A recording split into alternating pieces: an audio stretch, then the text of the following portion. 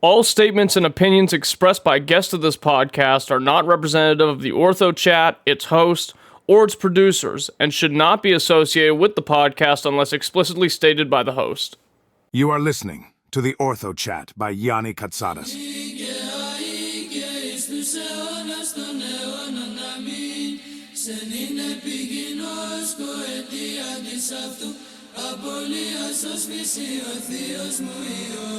Σιγαργατάκησε όλος τη αμαρτία και παρεδόθης τελείως τη ραθυμία της εξαναστήσης σε κείμενο. Κύριε Ιησού Χριστέ ελέησον, Κύριε Ιησού Χριστέ ελέησον, Κύριε Ιησού Χριστέ ελέησον, Κύριε Ιησού Χριστέ ελέησον, Κύριε Ιησού Χριστέ ελέησον, Κύριε Ιησού Χριστέ ελέησον, Κύριε Ιησού Χριστέ ελέησον, Κύριε Ιησού Χριστέ ελέησον, Κύριε Ιησού Χριστέ ελέησον, Κύριε Ιησού Χριστέ ελέησον, Κύριε Ιησού Χριστέ ελέησον, Κύριε Ιησού Χριστέ ελέησον, Κύριε Ιησού Χριστέ ελέησον, Κύριε Ιησού Χριστέ ελέησον, Κύριε Ιησού Χριστέ ελέησον, Κύριε Ιησού Χριστέ ελέησον, Κύριε Ιησού Χριστέ ελέησον, Κύριε Ιησού Χριστέ ελέησον. Greetings in Christ, brothers and sisters. Welcome to episode 37 of the Orthochat. We are here with Father Justinian Burnett or Burnett? Yeah, Burnett. Burnett. I got it right the first time. Father, how are you? I'm doing well. How are you? I'm good, thank God. Would you like to start us off with a prayer? Sure. Since it's Pentecost week, O Heavenly King, the Comforter of the Spirit of Truth, whatever present fills all things, treasure of blessings, giver of life, come to abide in us, cleanse us from every impurity, save our souls, O good one. Amen. Father, before we get started, what's new? What's the word? What's up? Well, it's it's the week after Pentecost, and we just I think we were talking about I just got back from our missions attached to Father Maximus's monastery over in Resaca, Georgia. So we just got back from our annual pilgrimage over there for the Ascension. The monastery is dedicated to Glorious Ascension. So it was nice. We got to see Father and a couple of new higher monk that's there and sister that's sort of the permanent monastic in residence right now, and really nice to see like that place is sort of really coming back to life after a lot of years of sort of being basically just not much going on.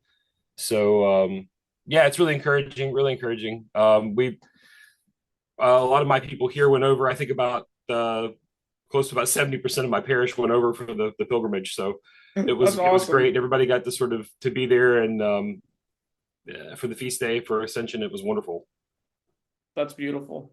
Yeah, I mean, we're still here overseas. We're still getting liturgies done, cultivating the spiritual fruits, and trying not to get into too much trouble. So that's it's just how the ball rolls anyway for right now. But starting from, I guess, the beginning of your story, what were your experiences like moving through religious views in your young life, and how did you end up finding your way to Orthodoxy? That's a long and really circuitous tale. But I was a kid. I grew up as a baby. I was like baptized in the Methodist Church. My parents and grandparents and great-grandparents were Southern Methodists all the way back. But there were changes coming. There's a lot of changes happening because I was born in the 80s, the early 80s. By the late 80s, early 90s, there were already a lot of changes and stuff happening. And I think now anybody that's aware of like sort of the Protestant landscape in America right now, there's this massive schism going on in the United Methodist Church in America. I was not aware. What's that about? Oh yeah. Oh no, it's over like liberalism. I mean, like the churches that are wanting to ordain women or homosexuals, and the churches that are like, don't want to do that. Like, no, we're not okay with that. I mean, there's like this massive legal fight going on, but all the seeds of all that stuff started in the 80s. And my parents, particularly my mom, was like, sort of saw the writing on the wall and was like, we got to find something, better than this, Right. So throughout most of the 90s, my parents, we got drugged to a series of different kinds of Protestant churches in America, ranging from, what you might see sort of like relatively like normal Protestant mainline churches to really on the fringe, like charismatic stuff. And in the so by the time I was like 12, 13, I was just done with it. Like I thought like this is all like fake and ridiculous, and like none of these people like have any I mean, there was no substance to any of it. So as what happened to a lot of kids who grew up in a time where there was like no moderation or restriction on the internet and you had a modem, I started looking around for stuff. And unfortunately, what I found was a lot of like occult literature. And I got very deeply into that for about 10 years. From the time I was like 13 to my early 20s. I was primarily involved in, there's a particular sect of like sort of these guys were like late Victorian, early 20th century, the Hermetic Order of the Golden Dawn. That's Aleister Crowley, right? Aleister Crowley came from that movement. Yep. He sort of broke with them and then started his own thing with Dilemma. I was also very, very influenced by Crowley. And so I was, doing that kind of stuff for most of my teenage years in my early 20s. In college, though, I met a man who's a great friend of mine, still kind of I acknowledge every time I talk about how I became Orthodox, I have to give him a shout out, Dr. Frank Russell, who was the classics professor at my college, and I got to be just really good friends with him. And we were having this sort of thing. Now, Dr. Russell is this was, and of course, granted, this was like 25 years ago. He was back then like a very like traditional Latin Mass Catholic, and he impressed me, even though at the time I didn't agree with any kind of thought about his belief, but it impressed me that like he and his wife and his 4 kids got up like literally every morning at 5 a.m. and went to Latin Mass, and then he would come and teach a full day's load of classes and all that stuff. But like literally every single day they were up at 5 a.m. and went to Mass, and they had like 4 small children. And I was like, man, you got to be dedicated to that, So we would talk about stuff, and he finally one day asked me, he's like, well, what do you know about Christianity? And I was like, what do you mean? What do I know? Like, I grew up going to church. And he's like, yeah, but what do you know about it?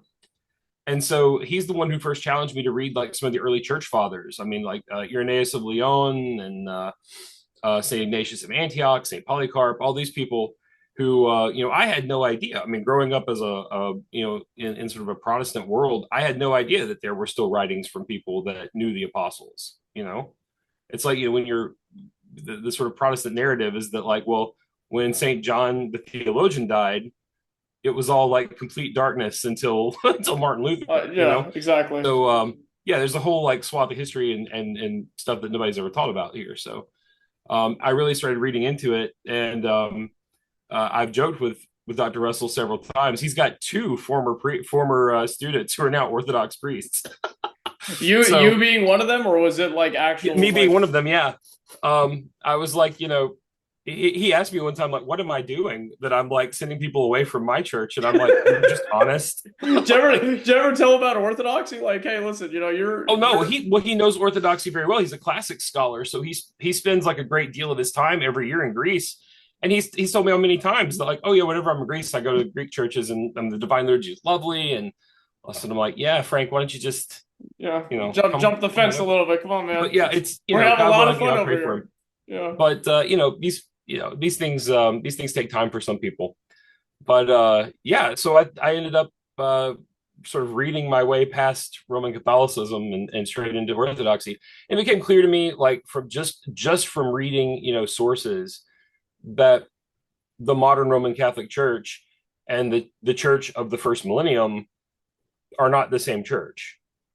And it became clear the more I found out about the Orthodox Church that was the same church. So I sort of, and along this way, as I was discovering this stuff, I mean, I'm from Alabama, back here in my hometown with a mission, but I went to college in Lexington, Kentucky. And I, every time I would read like a new book, I would, I'd be like highlighting it and, notes in the margins. 1,000 little post-it notes and stuff. Yeah. Post-it notes everywhere. And then I'd mail it to my mom and be like, you got to read this. This is amazing. Like, why did we not know about this? And so by the time I was graduating from university, I had already knew I was moving back to Alabama. My mom and I talked, and I was like, I got to find an Orthodox church. And she's like, I'm coming too. So we looked up all the churches in the area. We started, with the one that was sort of furthest away from us at the time. We're going to work our way in, and we ended up staying there for 8 years. And that's where we were received into the church. And then others of my family members came in later.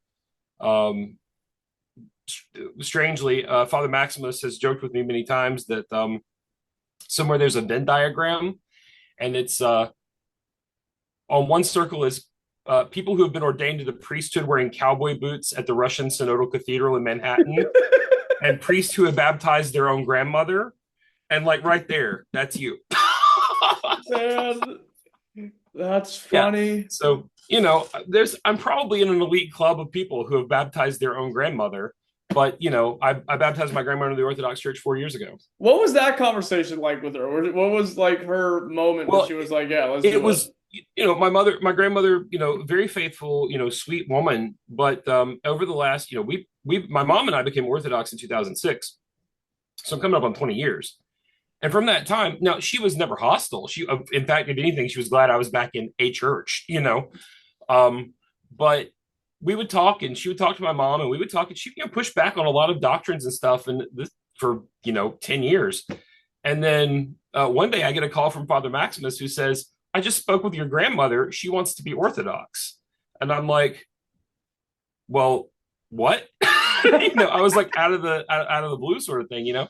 And so yeah, it led to us having a conversation about it, and she's like, "Yep, I've just decided, this is what I'm gonna do." So catechized her and baptized her on Lazarus Saturday 4 years ago. And yeah, it's been that. I mean, of all the things I've maybe done in my priesthood, that's probably like one of the happiest, was baptizing my grandmother. That's so cool. That is the coolest thing. Yeah. So, and I want to talk about you more and your calling to the priesthood, but I got two questions that I've never really had the ability to ask somebody that's actually known about this. So concerning the occult. Okay. Yeah. So what I want to ask is like, so when you were involved, what did you see the pipeline as? Because it's like, with Protestants to Orthodoxy, you could see like, okay, well, Protestants have kind of a loose relation to like all these churches, so they're very open-minded. It really doesn't matter like a ton which one they go to as far as different Protestant churches. And then when they learn more about the ancient church, maybe they shift over to Catholicism, and then as they read more and realize that there's doctrinal issues, they end up coming over to Orthodoxy once they reach that point. So, like, I mean, did you see, like, at least in your time, a lot of young people? Did you see a lot of older guys? Because now, at least, what I see is, younger women who get involved with, like, crystal magic and, like, tarot and palm reading and stuff like that. They end up getting sucked into it, or somehow young men who are like disillusioned with the church, and they see Christianity as kind of like this binding thing that they don't want to deal with. So, like, you see what I'm trying to say here? Oh, yeah, no, I totally understand that. Yeah. My experience is that and I think this is like historically true, and we can go all the way back to like the Roman Empire, or even before. But like whenever societies are collapsing, there is an explosion of occult activity. And it's always because for like two reasons. People feel powerless. They see like things like out of control in their life, and they feel powerless, and they want to not feel powerless. And they're usually for better or worse in those kinds of times open to like any port in a storm, like any sort of thing that provides like an answer and something I can hold on to.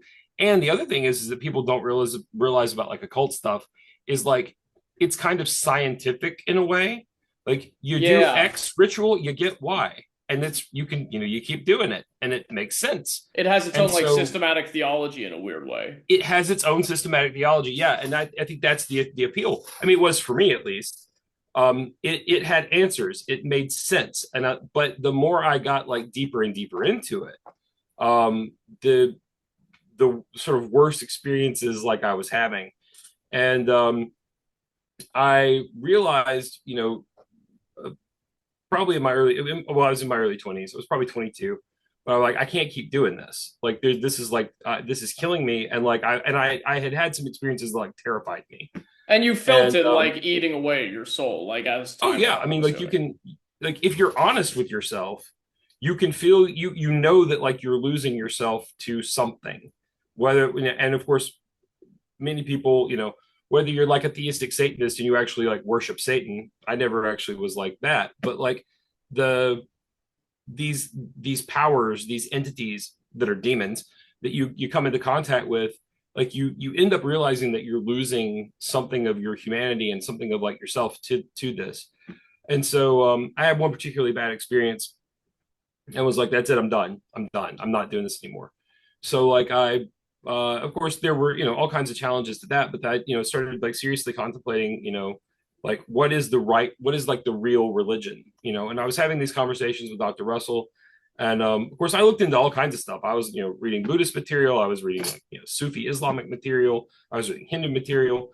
And but the more I like thought about this stuff, I came into contact though with somebody on the internet, and I can't now remember who it was because this was like 20 years ago, told me I should read Father Seraphim Rose, Orthodoxy and the Religion of the Future.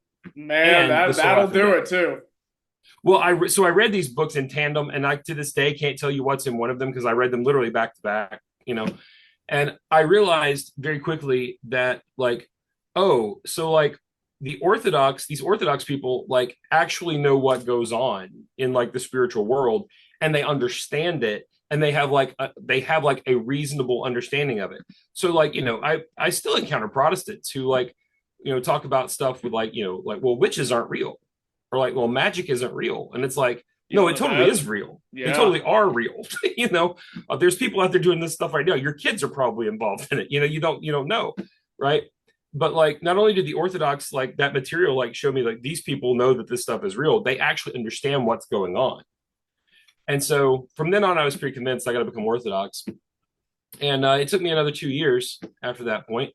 I always tell this funny story about my first experience with an Orthodox service of any kind. There was a little Antiochian church. That's the Arab jurisdiction in America. And in 25 years ago, they were still doing all of Orthros in Arabic. And also, so there was a sign that said, 8:45. So, I grew up, I had gone to church as a kid. I was, Southern Protestant. So if the church started at 8:45, you got there at 8:30. Right. So I showed up there at 8:30. The doors were locked. So, sometime around 8:50-ish, people opened the doors and like, they started. And I'm just sort of standing here. I'm the only person like who's obviously not clergy there. I'm just standing in this open church like by myself, like no idea what's going on. All of the chanting is in Arabic. And I was just like very confused, like as to like what am I even doing here? And then about halfway through Orthros, this little lady, obviously a little Lebanese lady, comes in. She's venerating icons and lighting candles, and then she sees me and she comes up to me and has like the sweetest like Southern Kentucky voice ever. Aww. And says, "Oh, honey, you must be new. Nobody gets here this early." And I'm like, "Oh, okay." She's like, "Don't worry, people will get here in a little bit for liturgy." And I'm like, "Oh, okay." So, but it was just such an odd experience. And I'm like, I don't know if I can do this, And it literally actually took me another like year and a half to go to another Orthodox service while I like sort of processed this, everything that just happened. Yeah. Yeah. It was very odd. It was very odd. And like, and of course I tell people that, I see people come into the church now and they're all like, well, I don't know. It just seems so foreign. And I'm like, you think it seems foreign now? Let me tell you how it was like in the early 2000s. You think like, feeling out of place at a Greek fest is the worst that this could have gotten? You're not going to stand nothing from back then. I was like, until you as like a totally fresh off the street, Southern American, guy shows up for Orthros chanted in Arabic. You have no idea what you're talking about. Like, it's so foreign. Do the Antiochians still do their services in America in Arabic? Because I really want to go to one. I just haven't had the chance to in like 3 years. My understanding is that like there may be like one or two, but for the most part, they've all like switched over to just English. And which on one hand is great, I mean, it shows like how much stuff, it really shows how far like all of the jurisdictions in America to some extent have really been open to receiving, converts from America. Yeah. Because, for better or worse, people come from sort of the sort of cradle Orthodox cultures, and it's uh, whether they primarily speak, Greek or Russian or Slavonic or Arabic or whatever, they that's like a touchstone for them of like, not just like religion, but like connect, like sort of preserving their culture and their like identity. And of course I have no problem with that. It's just that the it does like put this like extra barrier in place. It does. For people that are, that we're trying to, we actually want to share our faith with. And so yeah, I don't know. From my understanding, of course, I have a couple of friends in the Antiochian jurisdiction, especially out in Texas. I've served with the Antiochians a few times. They're good people, but yeah, I don't know what they're like. So what the demographics is, but every place that I've been to or seen is doing stuff primarily in English for probably over the last decade or more. I mean, look, I love hearing Greek liturgies. I think that the most beautiful thing in the world. I'm still getting used to the sound of like Russian chanting. It's very different to me. And like I went to Antiochian Village one time a couple years ago, and it was stunning. And and the whole vernacular thing, as much as I think there's so much beauty in these foreign languages and like how they've been doing it forever. If people who want to come into the church don't understand what's going on, it's not doing anybody any favors. We just have to call a spade a spade. And so well, yeah.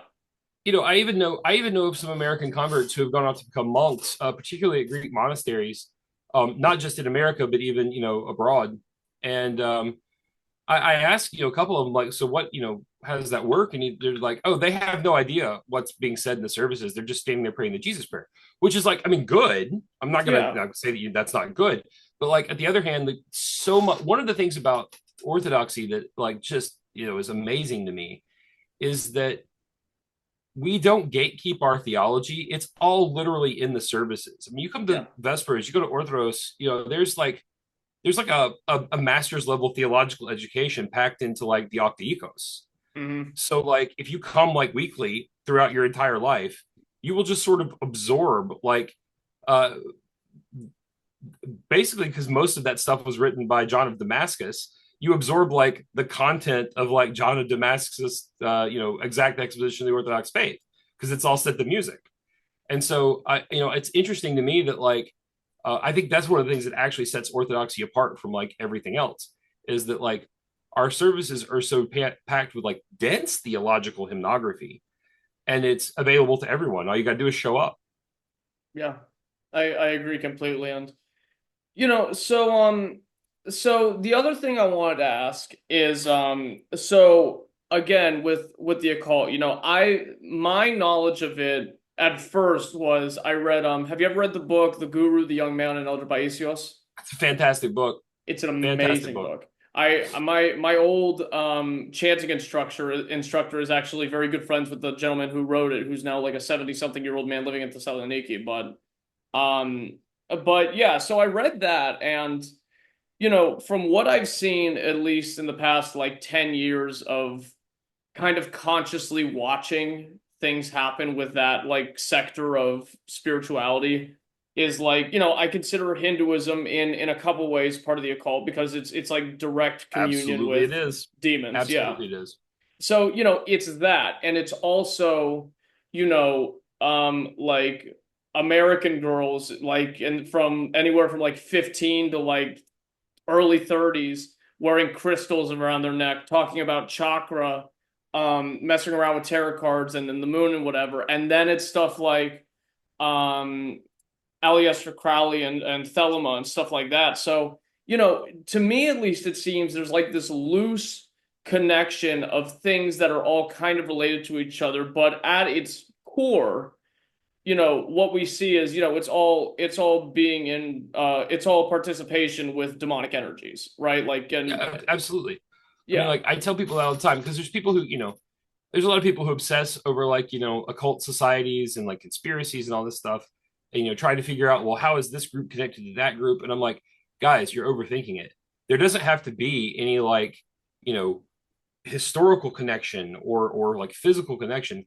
all you have to realize is all these people are serving the same demons. That's Yes. the connection. The conspiracy is that, the demonic forces are the ones like animating all of these different groups, and they don't really care which one, people believe in. Well, obviously they're taking their souls away. It's like, who cares at that point? Right. No, it's, the devil really doesn't care like what you believe in as long as it's not God. Right. Literally, he could care less what it is you actually like, decide to worship, because he knows that anything that's not God ends you up with him. So he doesn't matter whatever, Right.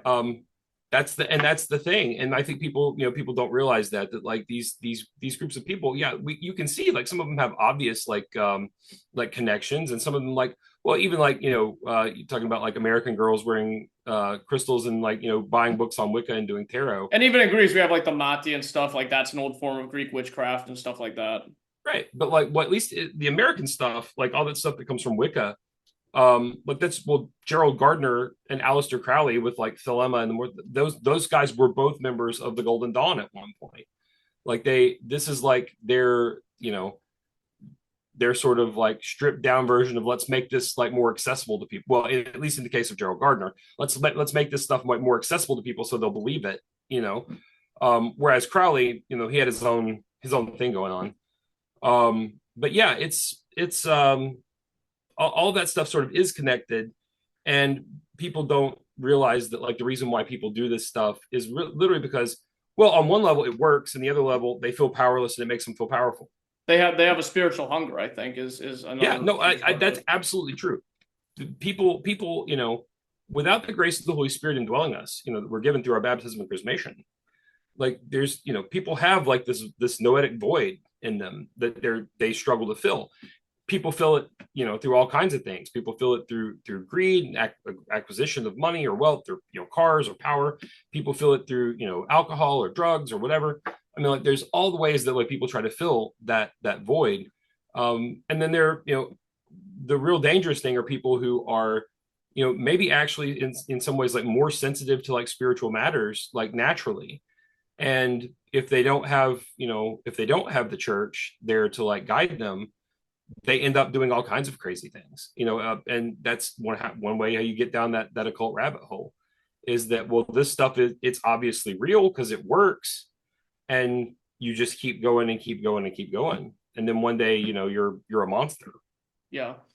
And the way I have this habit, good or bad, that like I try to draw like this maybe comparison between the two, because even in Orthodoxy we can look at the Protestants and be like, okay, they believe in the Trinity, they believe in Jesus Christ becoming man, dying on the cross for our sins, and then resurrecting, and we believe maybe some more things with the Catholics. So it's like we're related in some, I guess, loose form or some portional form.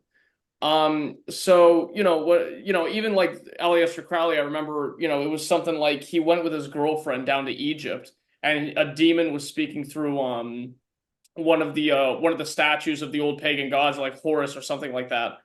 And so I guess what my question is, are these people I guess organizationally aware of each other, or like are they like, do they recognize each other as like anything, or are they just all off doing their own kind of thing? Obviously, once again, all of this is the worst possible thing for our soul. Well, I mean, yeah. With some groups, yes, there's like coordination, and other groups not. I mean, like there are groups in like in sort of the occult world that don't like each other. But like the people who are, I guess, and what I've seen, because I sort of keep my ear to the ground for this stuff still, so I watch what's going on over there. The thing I've noticed in the last probably 10 years in particular is that some of those old like rivalries are basically gone. That all of these people are sort of coming together, at least on in some sort of sense of like, well, we all have basically the same goal, right? So we're all sort of working together, almost like a demonic version of ecumenism. Everybody's we're all one. Does the double negative cancel itself out, because maybe they'll all come to Orthodoxy at the same time? Well, I mean, yeah, it would be great. But of course, I do know a few people who've made the same trip, but the craziness of it is that like people do actually have like valid spiritual experiences, if we're defining that as like encounters with, the spirit world. And it's hard to, once people have like had those encounters, it's hard to like, because that reinforces like their paradigm or their like frame of reference. It reinforces, well, what I'm doing must be right because this is happening. And so like an it's anti-miracle or something like that. Like, right. It's hard to like shift people out of that. And the real terrible thing is, I've talked about this before one time, is that I was acquainted with a lady who was very well known in a lot of occult circles. Her name was Tracy Twyman. I remember she and I used to correspond when she ran her little e-zine Dagobert's Revenge. And then I watched her, like, so as in my 20s, like I peeled off and went, to Orthodoxy. And I sort of watched her like just become like more and more despairing like every day. And like I heard an interview, one of her last interviews she gave before she died very suddenly and very young. I think she was like 42 years old, one of those last interviews she gave on an occult podcast, she said, and I mean, like I like went back and listened to it like 10 times because I'm like, she said, well, I realized that I'm probably wrong, but I've gotten in too deep to get out now. Oh, that's terrible. And like that kind of despair, where like I can't get out, right? And like I mean, I wanted to be like, no, you can always get out. Yeah, if you got 5 minutes, we could get you out of this right now. Like, right. And but I think that happens to so many people. Like they get, it starts off being like cute and like wearing crystals and playing with tarot cards or Ouija boards, and then then you start doing maybe some deeper rituals, and then you start having like sort of demonic encounters, and then it's like, well, you just have to keep going because if you stop, you feel like obligated to in a way. Yeah. Well, those things aren't going to stop like being in your life because you've opened that door. So you feel like you just sort of keep going, and the more you do, the more it like sears your conscience to where you're willing to do worse and worse things. And then at a certain point, you're basically living like the way we say that like monks live the angelic life in the body. You're basically living the demonic life in the body, and and I guess at that point people feel like they can't get out, like it's inescapable. Man, well, like that's why I have such a huge devotion to Saint Cyprian, the former sorcerer. Who we have an icon of him in the parish. I have one in my office. I have one at the house. And I always tell people that like that I talk to, because I do try to still reach out to people in that world, that like here is like the prime example of like somebody who was literally like his life refers to him as being the friend of Satan that he spoke to. And this man, repented and was baptized and became a bishop.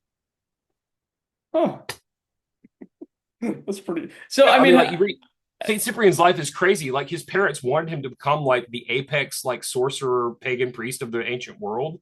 When he was a kid, they like abandoned him on the top of Mount Olympus to like, talk to the gods.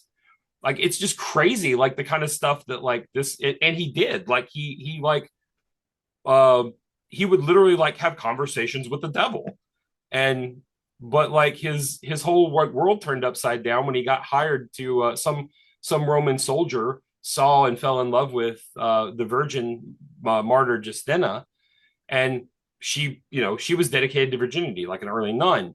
And so he hired this guy who was like this famous sorcerer to like put some sort of spell on her to make her love me, and like he was doing all of this stuff and like none of it worked, and like he's getting increasingly frustrated, and finally like he calls up his old friend Satan and is well, how is it that you have so much power, but this like one like virgin teenage girl, like nothing works against her?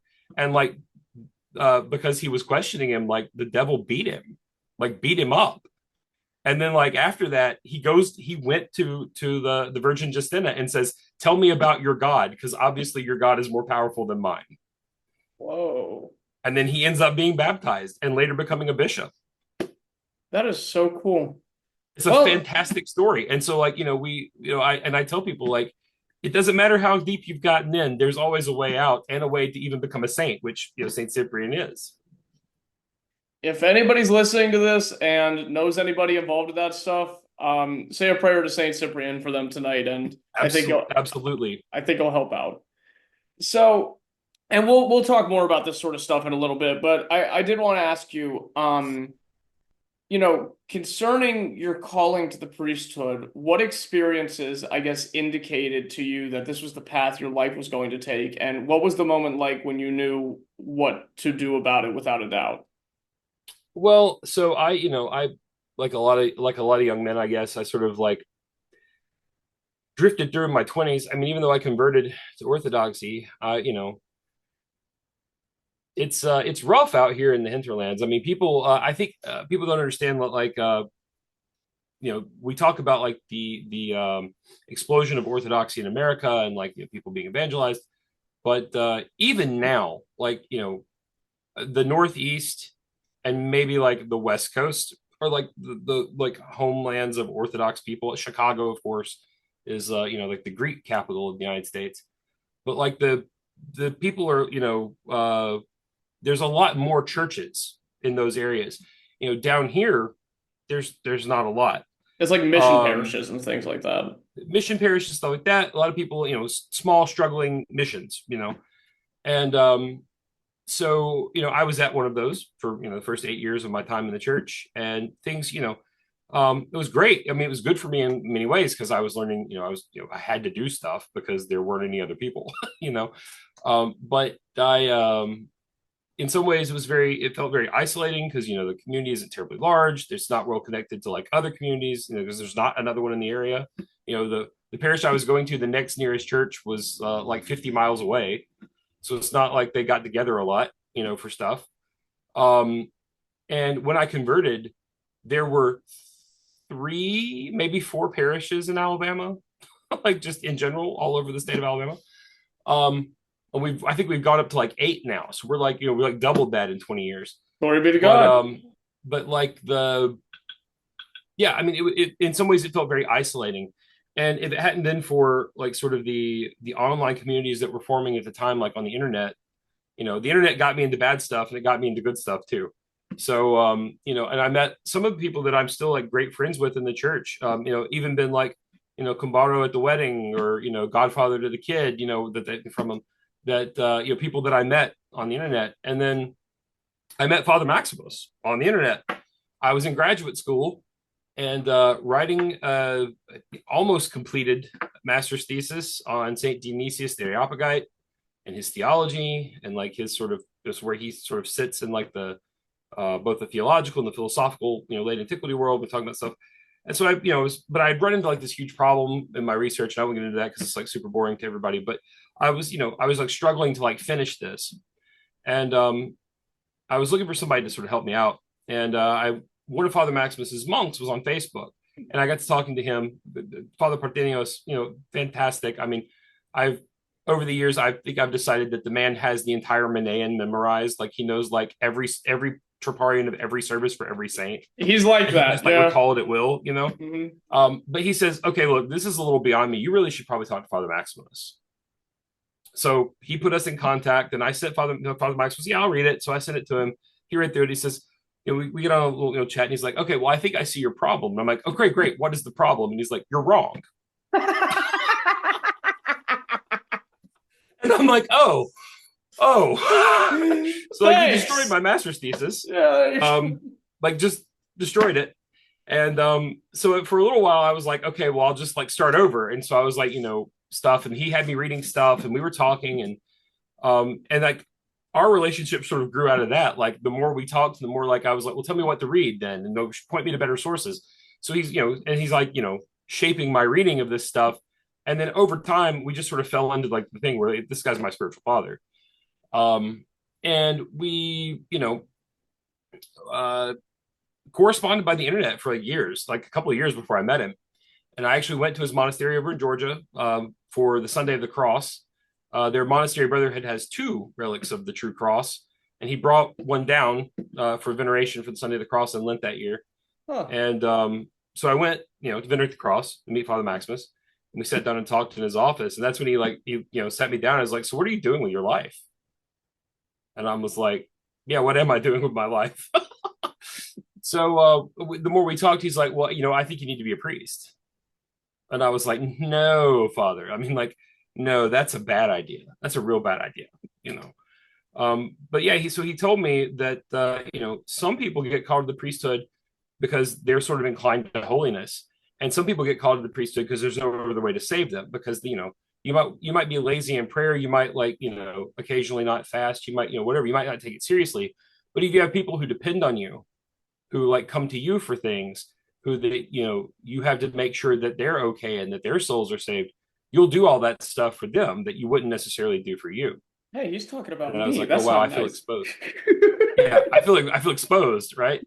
So yeah, so that's when I sort of was like, okay. And it was totally like an act of obedience. Like I was not interested in the priesthood. Like this is not, and of course I had lunch with an old friend from high school just earlier this week, and he works down the street from the mission, from the church. And he stopped over, we had lunch here, and I gave him a little tour and talked about stuff. He's like, I gotta tell you, like, if you had told me when we were in high school, this is what one day I would be like having lunch with you at your parish, I would, nah, that's crazy. I was like, yeah, well, it is crazy, but these things that we do out of obedience, right? And I'm not saying that's the only way people get called to the priesthood. Obviously, there are people who are inclined to holiness that are called to it from childhood or whatever. Or there are people who like God particularly, desires for some reason. And but for me, it was literally like this act of obedience. Like I didn't know what I was doing in my life, and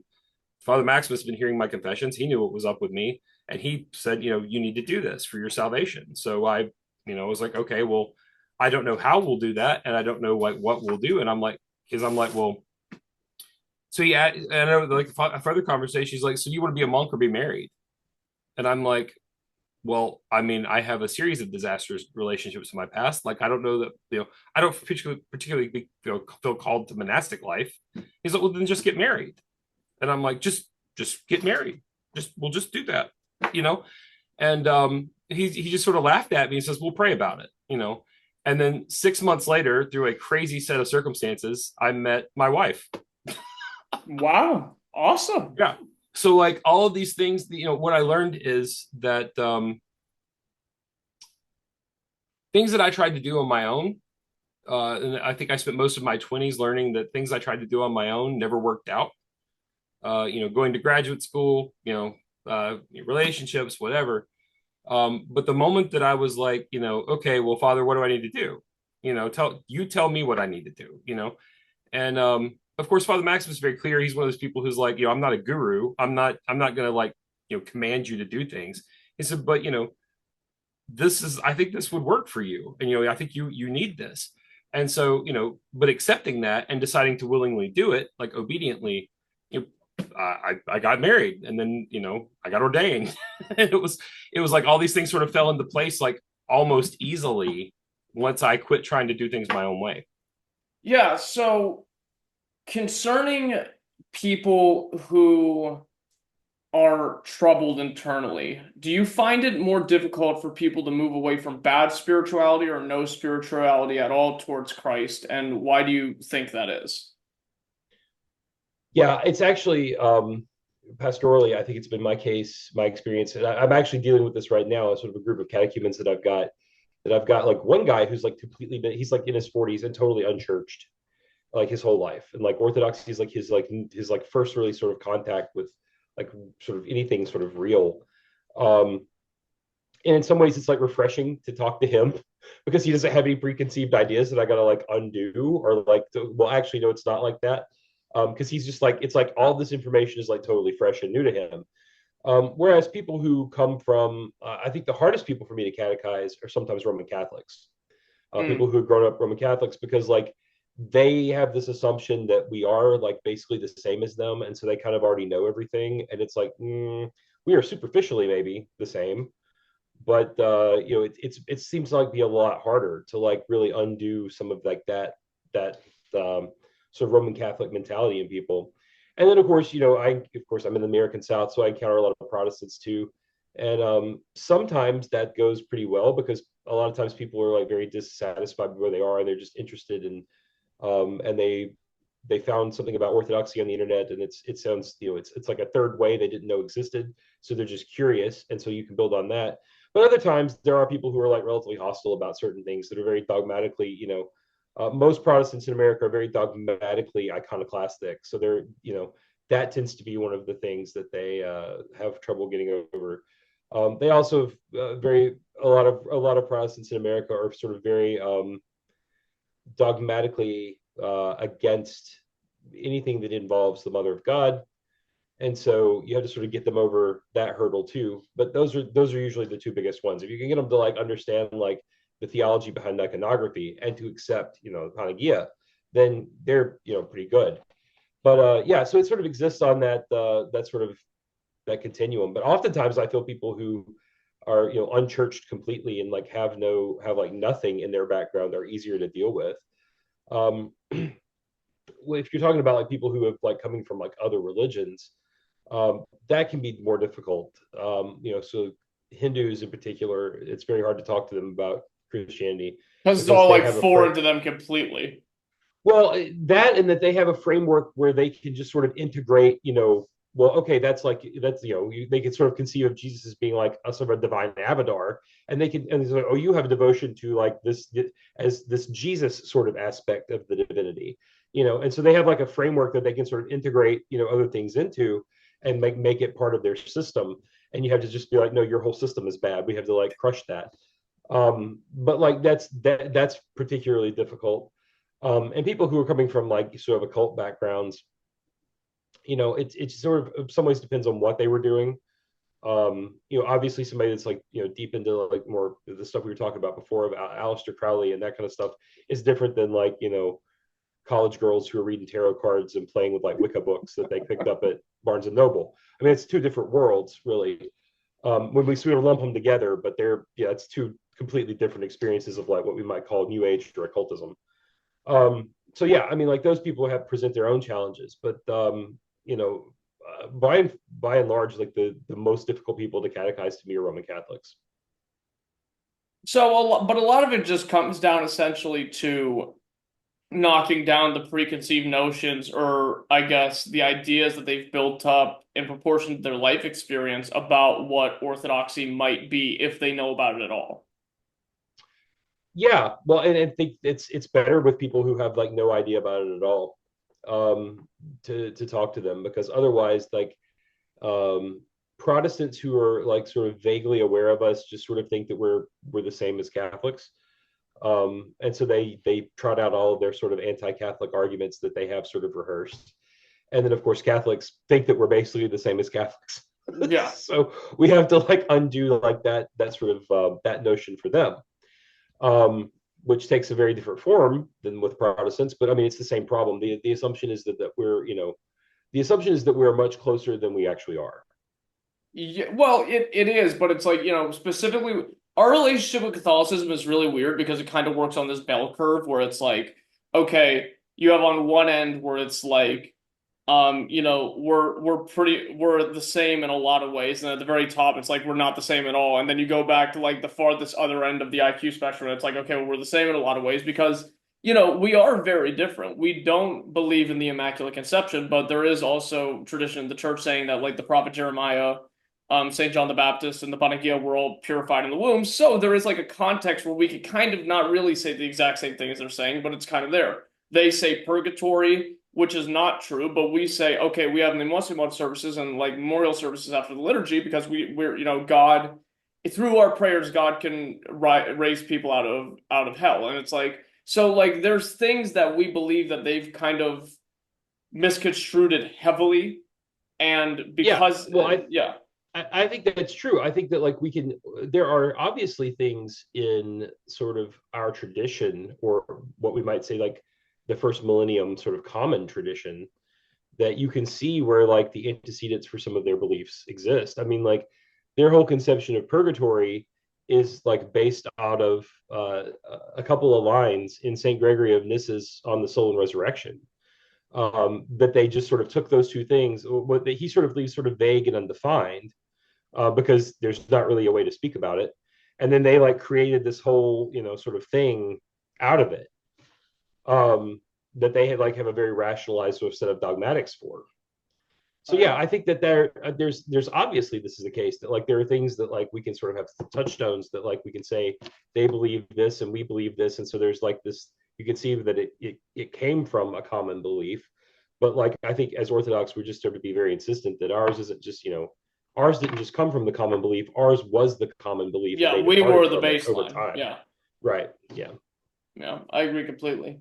So, you know, we want people to come towards the church, but you know, we know that that's not always the direction people go. So I think a lot of people listening, or at least some of them, have their own experiences with bad experiences like the Protestant or Catholic Church or even the Orthodox Church sometimes, whatever might have happened. So what do you think are some of the primary motivators that push people, whether they be younger or older, away from Christ and towards other spiritual practices in the modern world?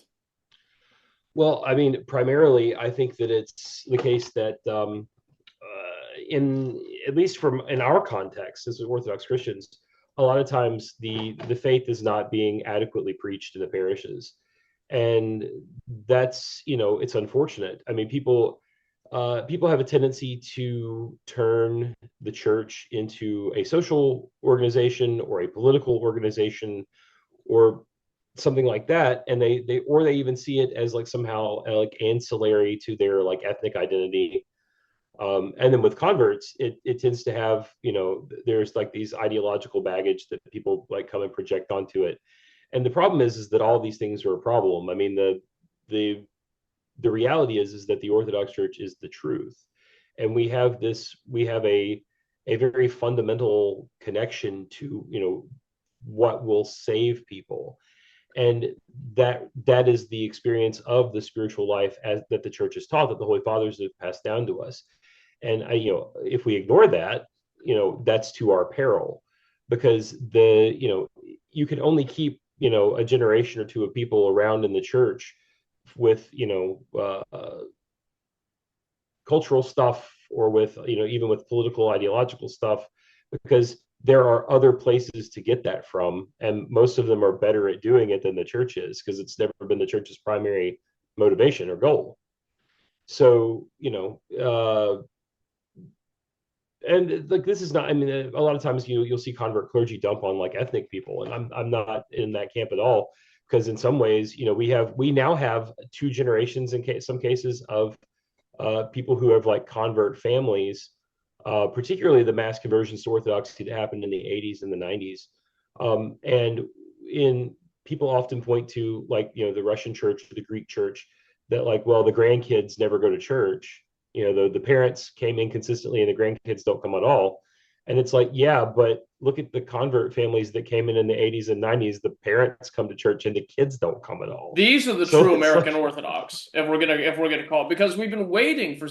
I've had this conversation a couple times over the past week, but it's like, you know, we're going to see in a couple generations, the best parts of every jurisdictional tradition being amalgamated into these communities of people who have been 3-4 generations Orthodox Christians who are ethnically American, which might sound like a weird word to some people, but they do exist, with you being one of them. It's like, you know, and what we're gonna see is like the American Orthodox tradition kind of come to fruition, and I think from that is where we're going to see, you know, this one, like the American Orthodox Church or, you know, the Orthodox Church of America be its own thing.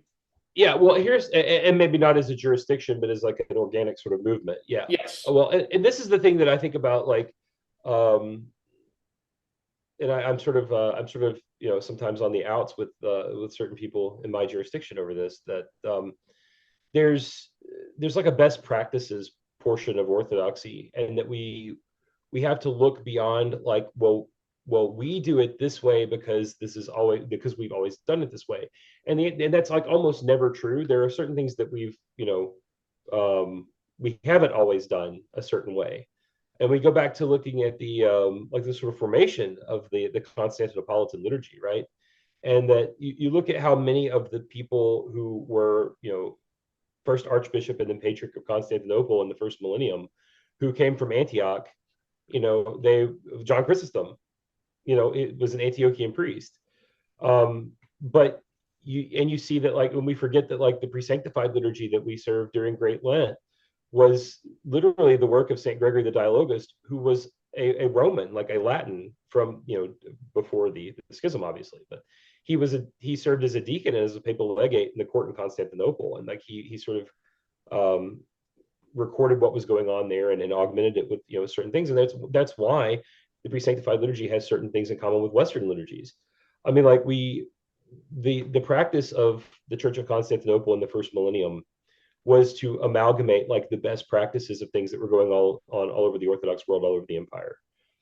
And that sort of mentality is what made its sort of rite so universal and so like able to be like sort of accepted by everyone.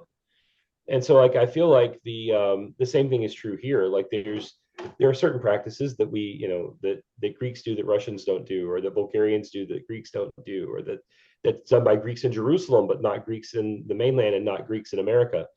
And so like but like some of these practices are good practices, and that's the real benefit maybe of the American Orthodox experience, is that where like all these other groups have sort of been sort of contained for a long time, here they're forced to be in contact with each other and forced to see each other and forced to interact with each other. Yeah, I know exactly what you mean. And funny enough, it's like you kind of gave.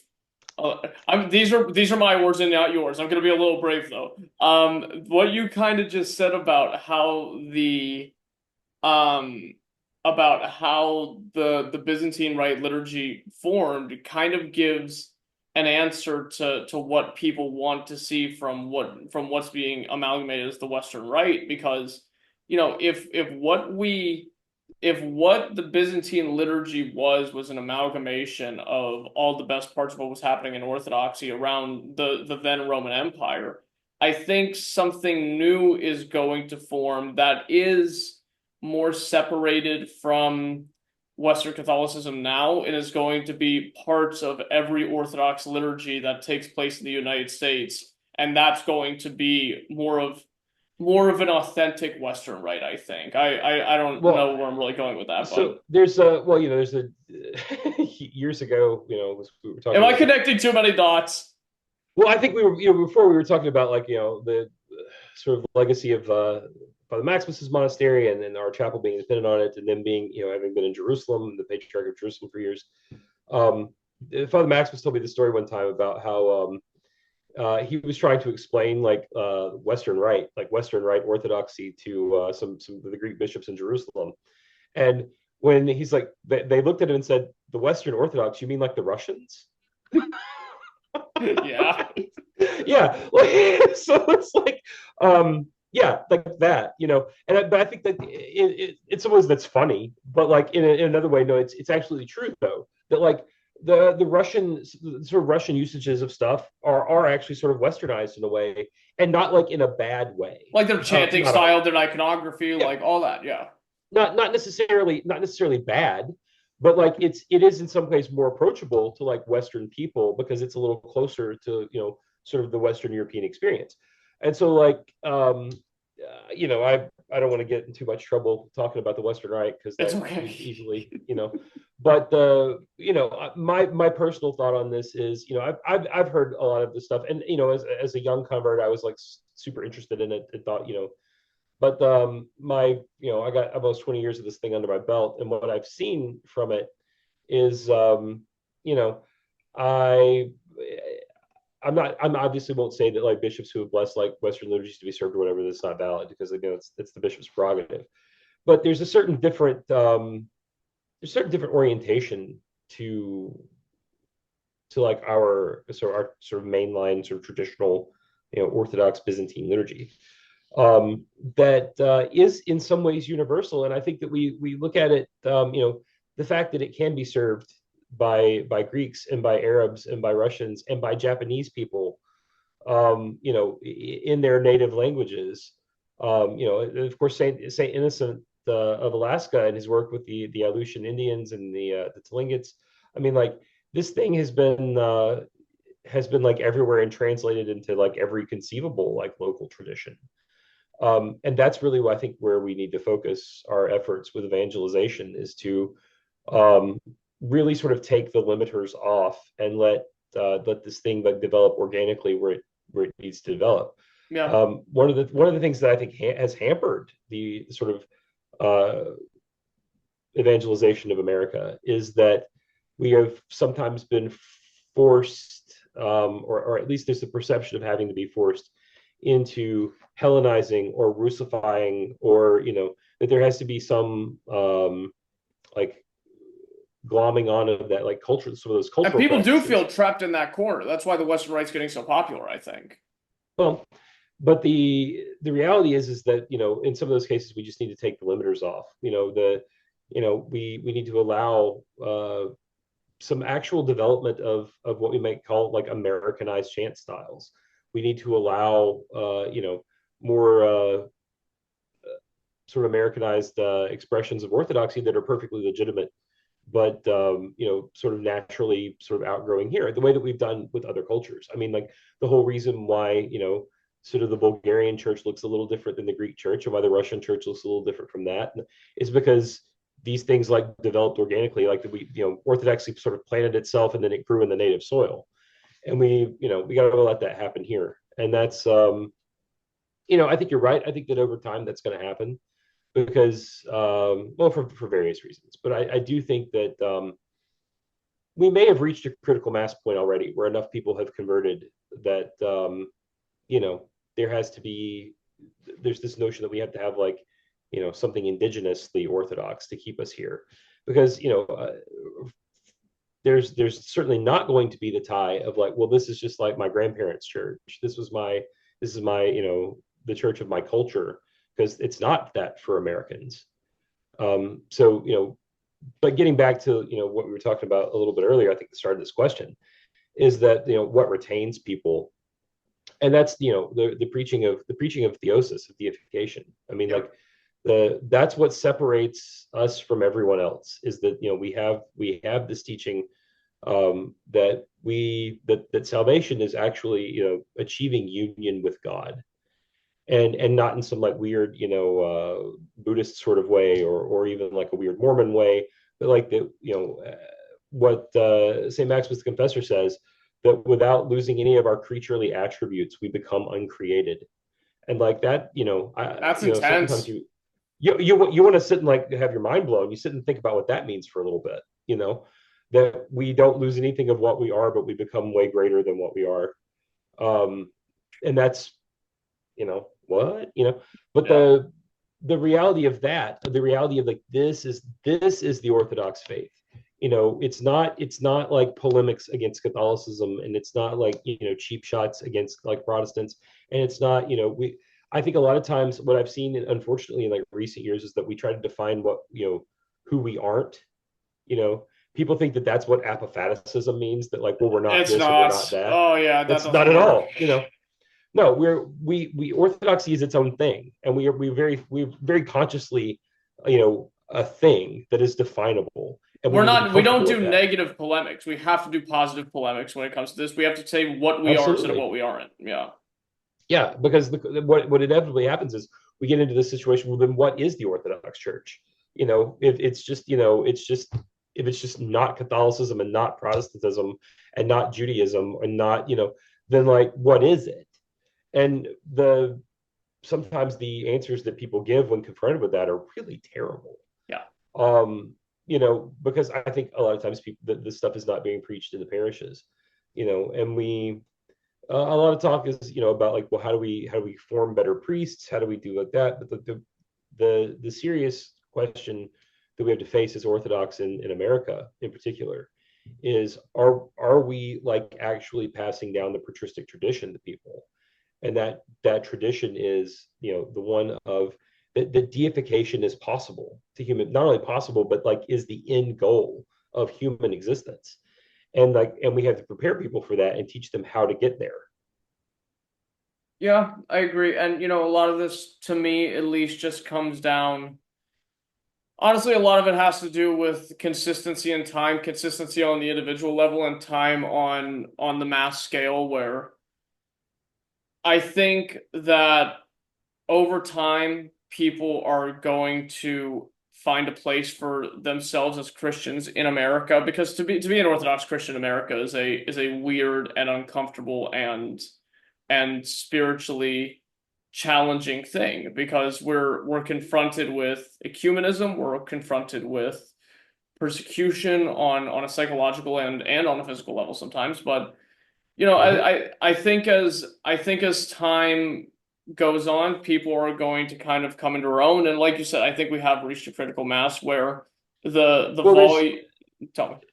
there's certainly a great realignment that's happening in America, like as we speak. The a lot of the well, I mean, you can see like the meltdown in the Catholic Church, particularly in America, is over sort of the sort of craziness of their current I do, but I feel like leadership. it's always happening. I feel like it happens every couple months. Yeah, well, I mean, yeah, but I think that I think it's like obviously like reaching a point now where it's like worse because whereas my all of almost like the majority of the people that I've like received in the church in the last few years are former Roman Catholics, who end up searching for finding orthodoxy because they're so dissatisfied with how things are, and they've come to sort of orthodox arguments against the papacy, sometimes independently, and then find out that like, oh yeah, that's what we've been saying for 1,000 years. And so they're like, oh, you know, but also in the Protestant world, I mean, I think that the sort of experience of Protestantism in America continues to bifurcate like at a massive rate. And of course, it's always been the case with Protestants that they like fracture and fracture and fracture. But like now it's happening almost weekly. I mean, there's so much. There are people who are sort of into sort of the obviously from our perspective and maybe the objective perspective, like fake spirituality of this like faddish entertainment centric sort of version of Protestantism, the sort of mega church type experiences. And there are people who are like super dissatisfied with that, and they're looking for something like real and something like concrete that they can hold on to. And a lot of times, and I think increasingly, those people are finding their way to the Orthodox Church. I mean, like I was this family I just received as catechumens. They're like a young 20s family of five, and they're like from like rural South Alabama, and they found their way to the Orthodox Church because like all that stuff is like is unsatisfying to them. Like they haven't seen they've seen like nothing good come from it, and so they started looking for something more stable and like reasonable, and they're driving like 2 hours to come to my parish. So that's like you have to sort of commend people like that. But like if that's happening in like sort of rural towns in Alabama, it's got to be happening everywhere else too. Yeah. And I think about it, and when I see the even the existence of the Catholic and Protestant churches, I feel like God lets them exist for people to see what Christ is and what the church is on a very base level, and then when they realize this is not as good as it gets and there is a higher ceiling than this, and it draws them to a deeper repentance that's been building up all their lives by the time they get here, which is Well, beautiful. and very often it's they have like no even conception that like there is like this sort of significant history of the Christian church and of of like even that the first millennium church even existed in any kind of real way.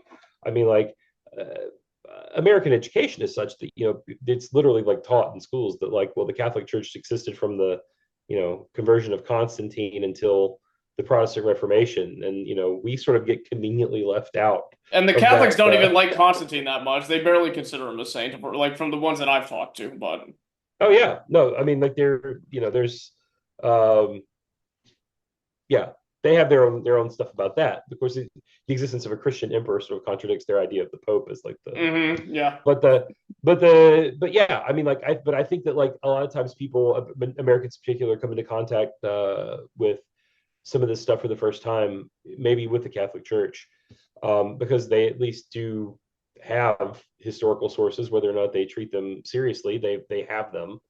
And so I think that a lot of times people, that's their first exposure maybe to like larger church history. And, yeah, I think that a lot of people do sort of read their way past it and end up in the Orthodox Church. But the real truth is that we sort of have to do better about like being like visible and proactive. I mean, there's I not that I'm great at it by any means, but I try to like interact with people, and like I've run into several occasions where people, I'm out and about in my cassock or something, and people are, like, hey, What's that all about? what are you? Yeah. And what's really striking to me is that in like the recent years, I had this like young black guy working at Home Depot who came up to me and said, "Hey, are you an Orthodox priest?" And I was like, "Why, yes, I am." And it's like, you don't expect that. So I had a nice little conversation with him, told him where the parish was. I haven't seen him again, but you never know, somebody may show up. But I've had that experience more and more often here recently, where like I think we're now on people's radar that that Orthodoxy exists. And so, yeah, just like random people who are like, well, hey, are you an Orthodox priest? Yes, I am. Here's my parish. Here's the card. Come visit. But that visibility is like good for us. Like it's bad for us in a certain way because it gets, sometimes with attention comes negative attention. Yeah, no kidding. But it's good for us because it also lets people know that we exist and that we're here and that we don't just exist like over there somewhere. That no, there are Orthodox priests in America. There are Orthodox parishes in America, and you can come visit one. Yeah. And, the position we're in right now, it's like, in concern to what you just said about negative attention. I think that another way that we could thank our Catholic and Protestant brothers in the Lord is that whenever you hear, the most insane anti-religious rhetoric coming from different political ideologies, it's like, ooh, the Catholic Church and those priests, or it's like, ooh, the Westboro Baptist Church and, all these people that do all these horrible things. It's like, oh, yeah, well, we're Christians too. So, but if you want to take your anger out on somebody, they're really not doing it right. So we're good over here for the most exactly. part. Well, and I think that too, that like people just have no idea. They, I think literally like most Americans don't know the Orthodox Church exists. That's really all it comes down to. But yeah, well, like I was talking about the guy that I'm catechizing that is sort of mid 40s and like totally unchurched. Like he just assumed, seeing pictures of like Orthodox priest or Orthodox bishop, he told me I just assumed those were always like weird European Catholics. I'm like, yeah, well, kind of, but no. Like we have our own distinct sort of thing, and this conversation with this one lady who like was like, I was looking on I looked up on my Google Calendar the other day and they had Orthodox Easter listed. Isn't that neat? And I'm like, well, we are a real thing. But it's not like it's like we didn't make up these holidays. Like it's a real thing. Orthodox Easter is a real thing. Thanks, Bill Gates. Thanks, man. But now it's like official because it's on the Google Calendar. Yeah, right. Yeah. So, Tim Cook and good old Bill and Mark Zuckerberg are doing our evangelization for us. Think about that. Well, how fortunate for us that we're now Google official. Yeah. Finally, after all these centuries, we finally got on the favorites list, huh?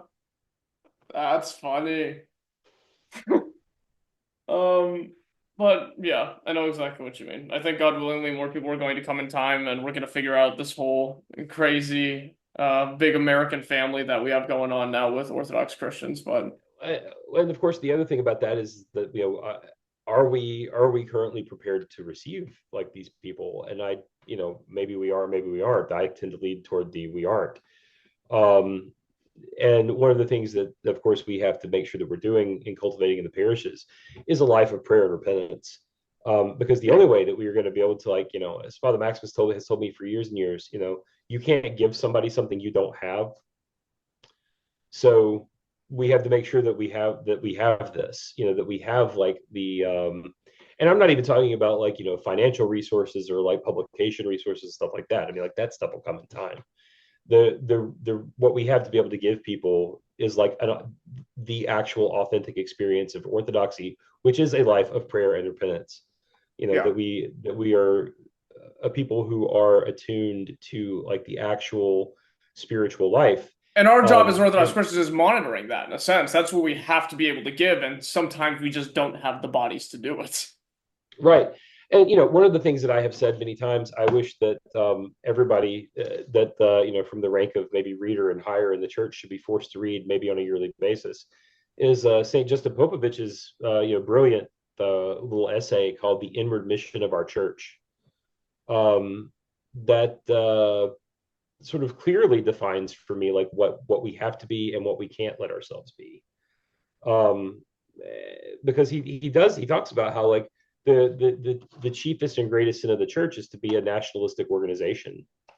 Yeah. That we have to remember that the church is for everyone, and that we have to be available for everyone, and that we are, as Orthodox Christians, we like have a duty to pray and to fast, not just for our own spiritual life, but for like our neighbor, and for like the correction and conversion of our neighbor. If we live in a place where we live next to the non-Orthodox, and we have to be able to do this by like our lives. And I think so often what people easily fall into these days is, the idea of being some sort of keyboard apologist. I have, I do apologetics videos on YouTube where I'm like on Discord, arguing with people. And it's like, not that necessarily that's sort of ipso facto wrong, but like the spirit of it could really be destructive. Well, it can go off the rails very quickly, because people, if what you're interested in is like the blood sport aspect of like owning people, and not you're not actually interested in their like sincere conversion, and you're not actually interested in like the salvation of their soul. Membership in the church is one thing, but the membership in the church doesn't really do much for you, aside from putting you in the right place to maybe hear the right thing, and to give you the opportunity to go to confession or whatever, to take the Eucharist. But there are a lot of people who are like members of the organization of the church who aren't going to make it either. What makes somebody an Orthodox Christian is the orientation of their heart, and your heart has to be oriented toward Jesus Christ and union with Him, and we do that through cultivating a life of repentance and prayer. And we got to make sure that that's what we're telling people in parishes. It's great. I'm sure that there are plenty of homilists out there, priests who are better homilists than I am, who are able to communicate a lot more lofty theology to people. But the reality for me, what I see on the ground at least, is that if people don't love one another, which is like Christ's basic command to His disciples, the new command I give you is that you love one another, even as I have loved you. If we're not doing that, but it is actually.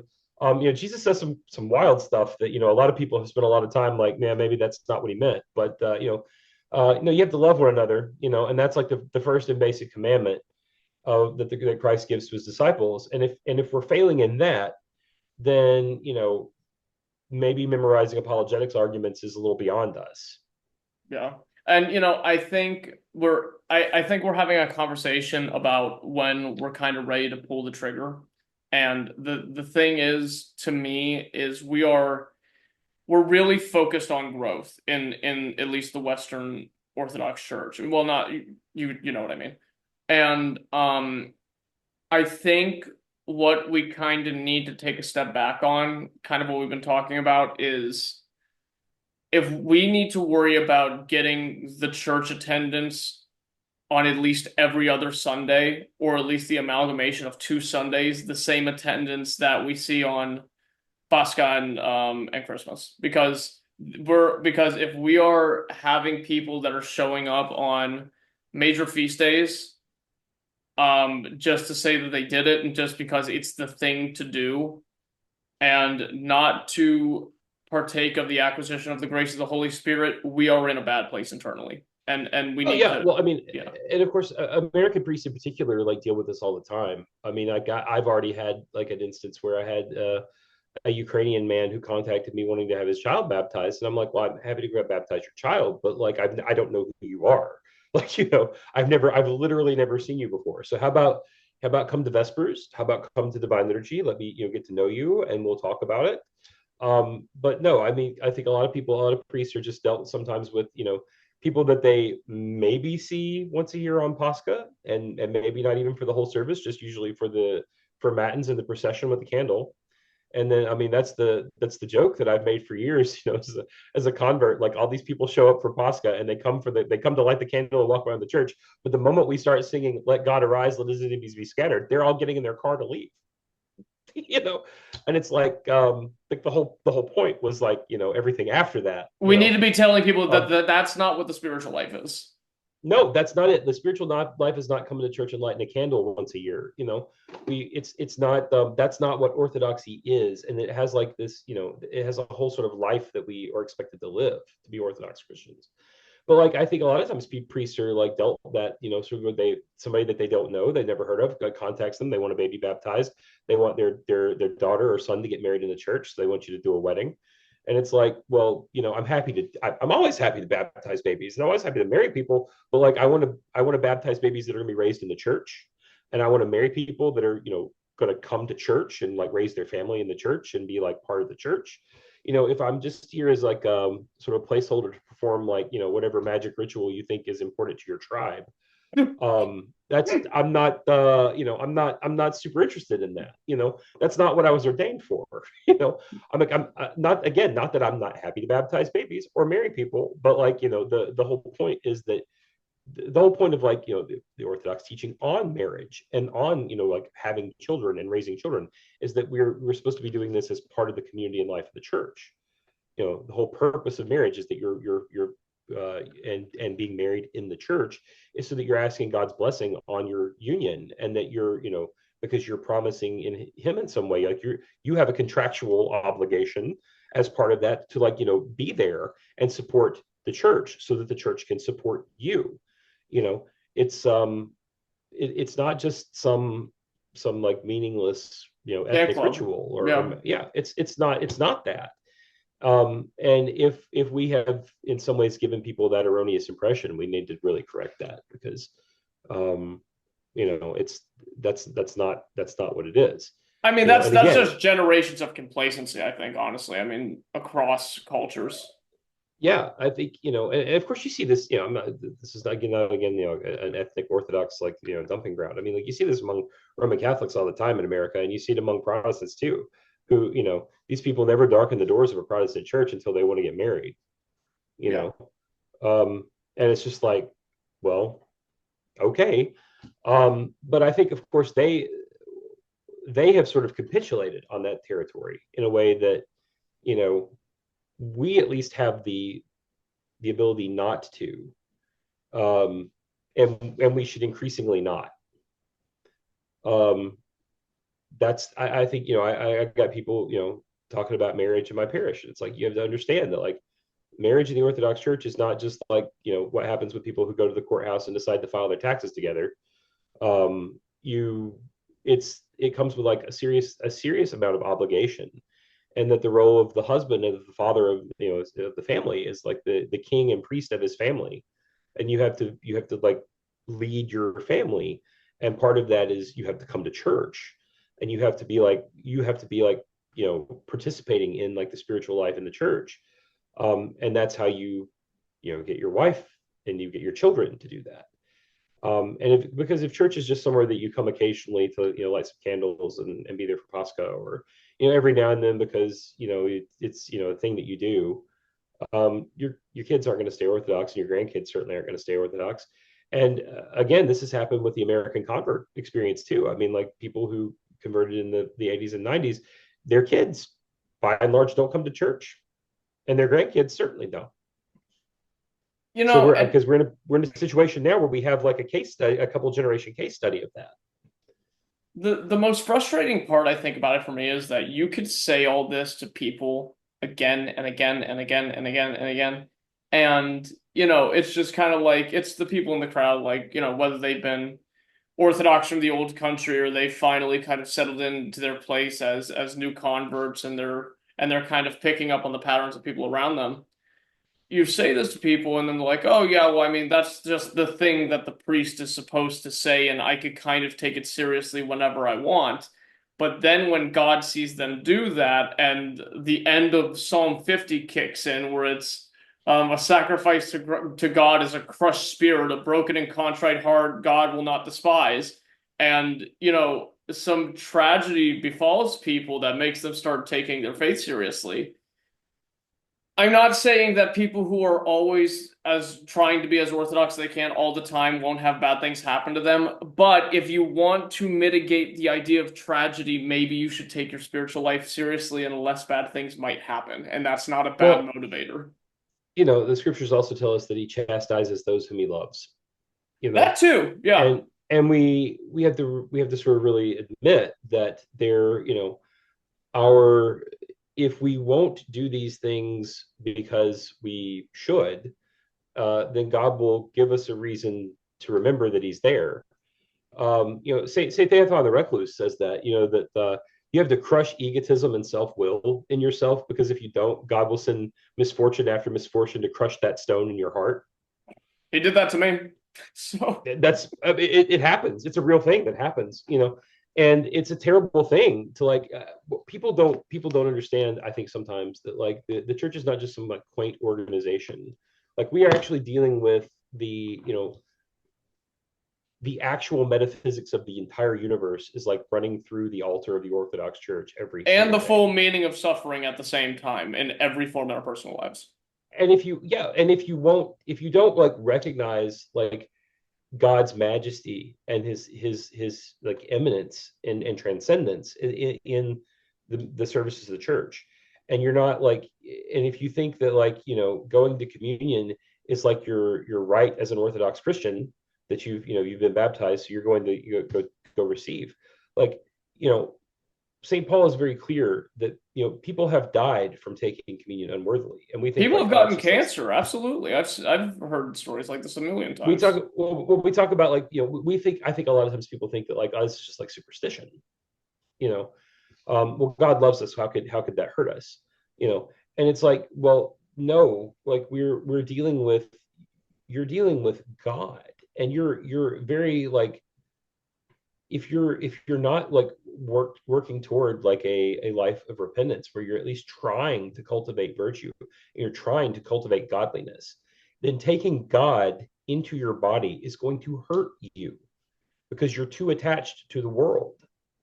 Our God is a consuming fire, and the only way to not be consumed is to also become fire. Yeah, and the thing is, the same reason that taking the Eucharist unprepared will hurt you is the same way that you wouldn't be able to deal with the full force of God's glory in the kingdom of heaven, and that's why you're not there. Yep. So, and of course the thing too, the reality I think people have lost is that to be under the ban of a bishop or a priest is a terrible thing. To be under to be cut off from the chalice, or to be given an epithemia. Yeah, I mean, this is these are serious things, and if you don't fulfill that, if you don't do everything you can to repent and be lifted from that, it has serious consequences to your life, and people, I think, a lot of times just don't realize the full that the spiritual reality of the church is the basis of reality. Yeah, I think people live now in a very sort of bifurcated, westernized world where spirituality is nice, fun, optional stuff over here that if that gives your life meaning, then you can do that. But the real world I hate is when people say that. I hate it because, man, if you think, oh well, if that makes you feel better, it's oh, okay, well, one day you are going to beg for it to make you feel better. How's that? And unfortunately, for very many people, they're going to get to that point, and it's never going to make them feel better. It's going to torment them for eternity. Yeah. And that's the thing that we have to remember as priests. I think sometimes that maybe we're not doing a great job of communicating to people, is that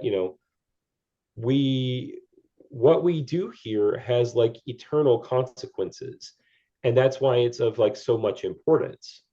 We're not here doing this just because we like to, or because it's some sort of version of the Society for Creative Anachronism, where we like to dress up and do rituals. that's not the point of that at all. The point of I this don't is need to that tell you this, but you wouldn't believe how many people actually think that, and it's really no, I annoying. totally believe. I know I've encountered them many times. And the sad thing is to encounter this among new converts too. I mean, I think that's the thing that's very different for me now than when I was converting 20 years ago, is that the number of people who like who are like wanting to become Orthodox, but only like see Orthodoxy as like a a Fun dress vehicle up for like, mystical esotericism time. Yeah. well, that, but also even the people who see it as like a way to like, it's sort of ancillary to their real religion, which is like their like socio-political ideology, their family values ideology. Well, like we need a firm, solid, traditional church to go to so that my family, so I can raise my kids in something like solid and traditional, so that my kids will be solid and traditional Which enough, is like, really the core of their life instead of Jesus Christ. right. Like so many of these people are really great about like, I meet like so many people who are like new converts now who are like really great on like tradition, but they are not real sure on Jesus Christ, which the point of our tradition How does that is that happen? Which is like crazy. like, well, it's because the devil doesn't care what you believe in as long as it's not the Lord. Yep. If you want to be a traditional, you want to be like super traditional, and if as long as you'll do that instead of like pray and fast and repent and go to church, then sure, do that. That'll be great. You should do that. Like it.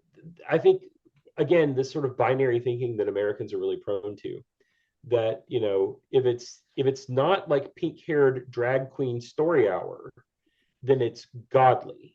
And it's Mhm. like, well, the bar for Christianity has always been a little bit higher than being anti-abortion and anti like drag queen story hour.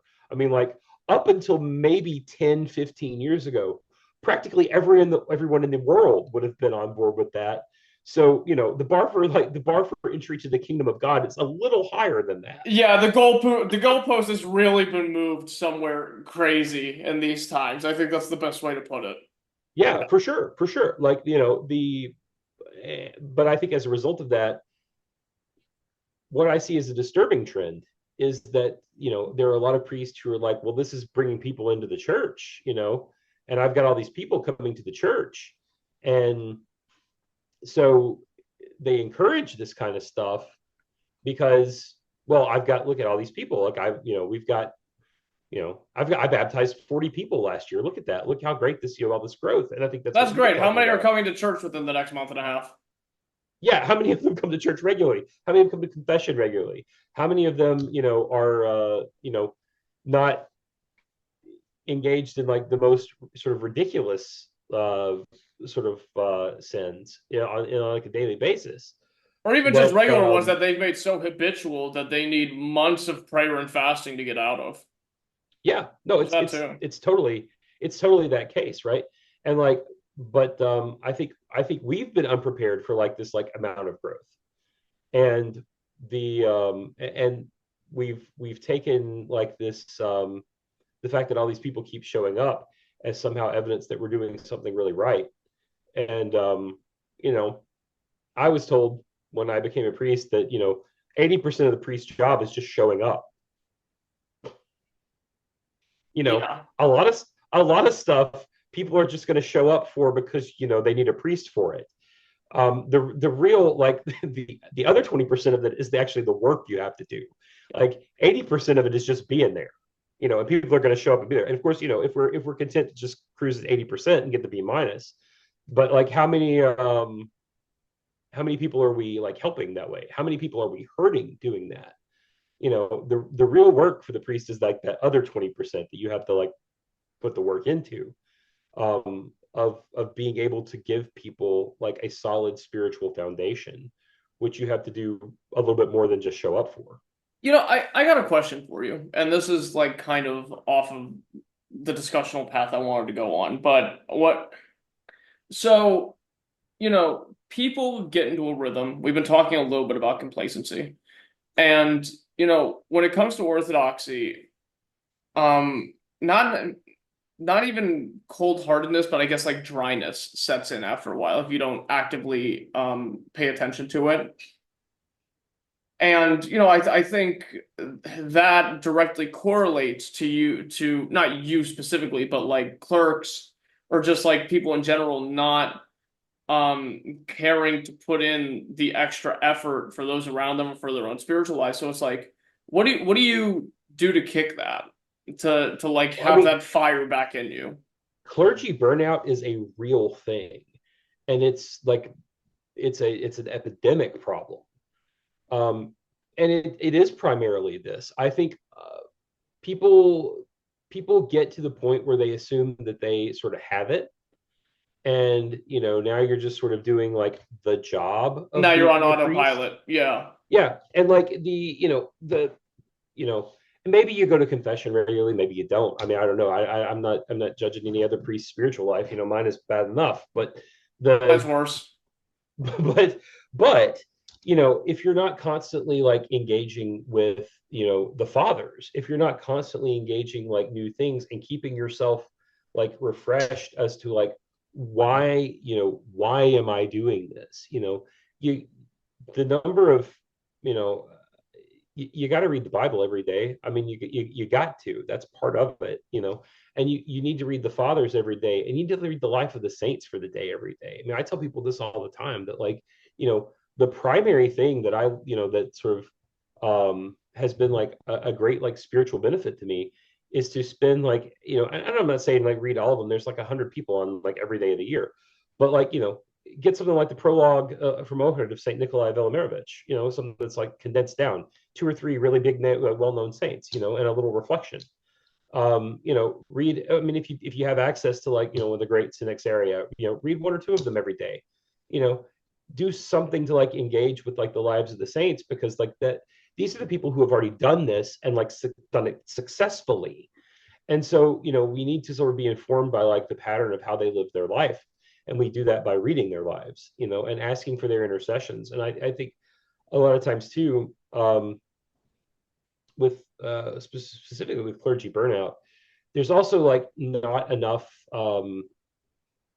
encouragement among other priests. I mean, I feel very fortunate to be so connected to Father Maximus's monastery and to him and to the monks there, who are do provide like a great deal of like encouragement and like sort of both spiritual and intellectual sort of stimulation toward like, hey father, have you seen this thing, or this, have you read this or whatever, because those things keep you engaged.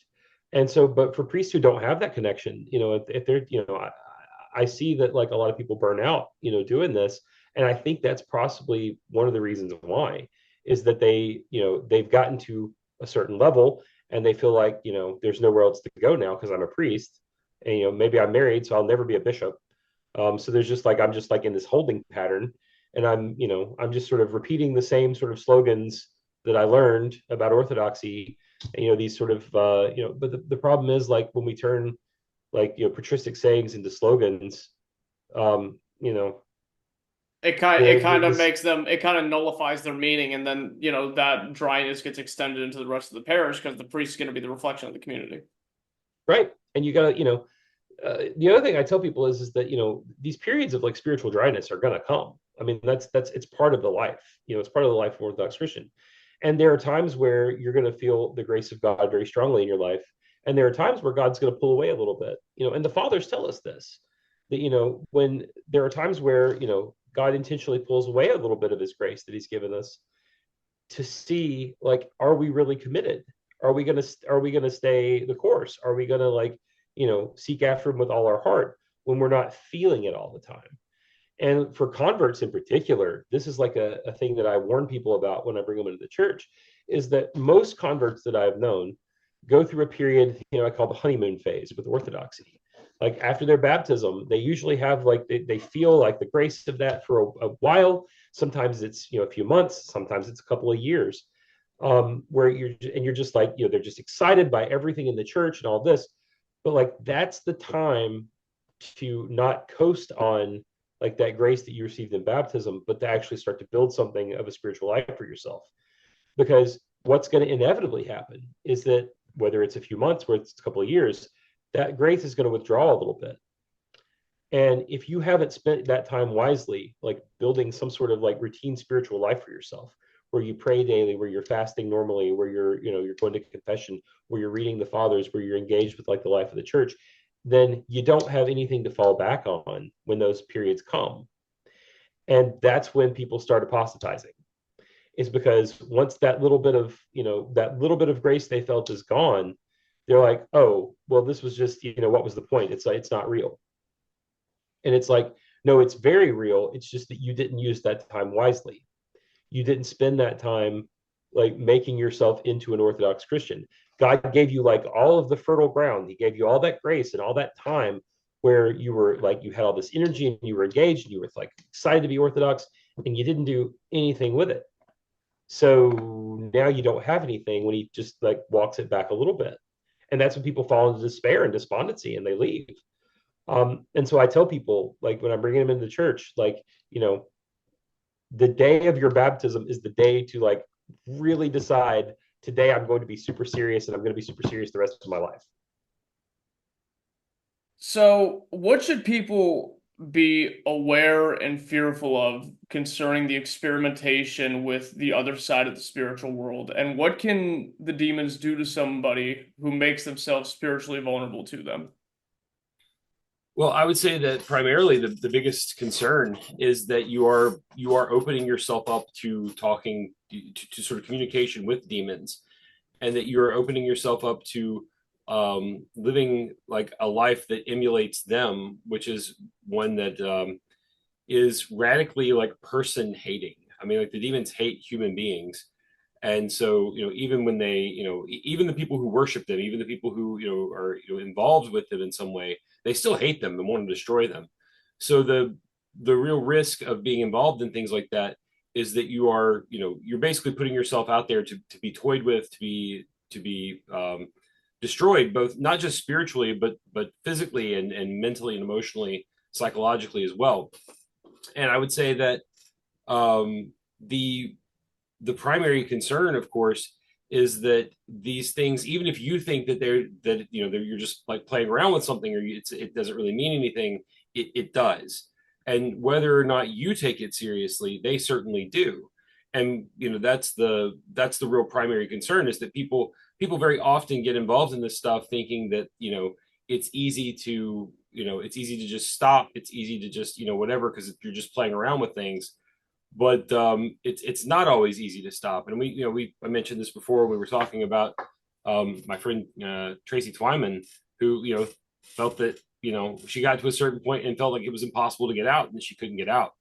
So that kind of despair and that kind of I mean, really, it's despair. It's like demonic despair, despondency, to like believe that you're so deep, and that you've now sinned so much that it's impossible for God to get you out of it. Like that's an incredibly demonic and like fate and soul destroying place to be. And so it's of course it's better to not get involved in it. But if you are involved in stuff like that, the most important thing to do is to right now, like, stop and pray, and then go find a church with a priest and tell him what you've done. Because there are certainly prayers, like, now we've talked about like the dangers and the powers of like sort of demonic things and magic and new age practices and all this stuff. But like, we have to remember too that our churches, our spiritual tradition is so rich and so full, and it's certainly more powerful than anything that the devil or the demons can do. And there are prayers that the priest can do for people that are in the Euchologion, the Book of Needs, to like help get rid of those influences from your life. But like the first part of that is coming to confession, of course. But then and as the priest sees that, like, oh, this is going to be more than just like something that just a confession is going to handle. Like, this person has really been like in communication with demons, or has really opened themselves up in some way spiritually.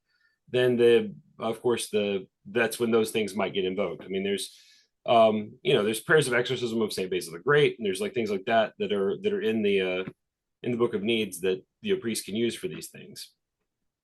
Right.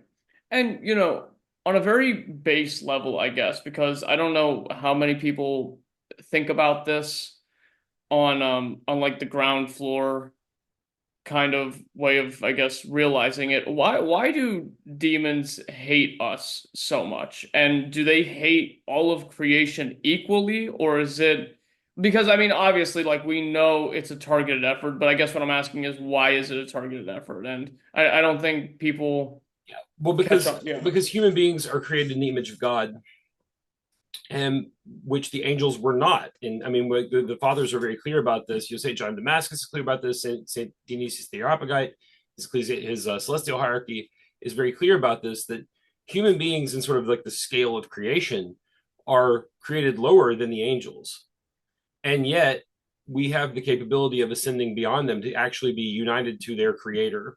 And God loves us so much and is so invested in human beings that he became one of us, you know.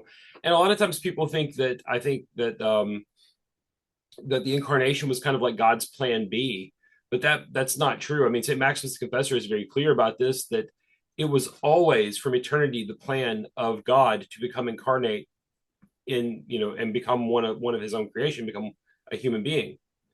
But the fall sort of necessitated that took a different track.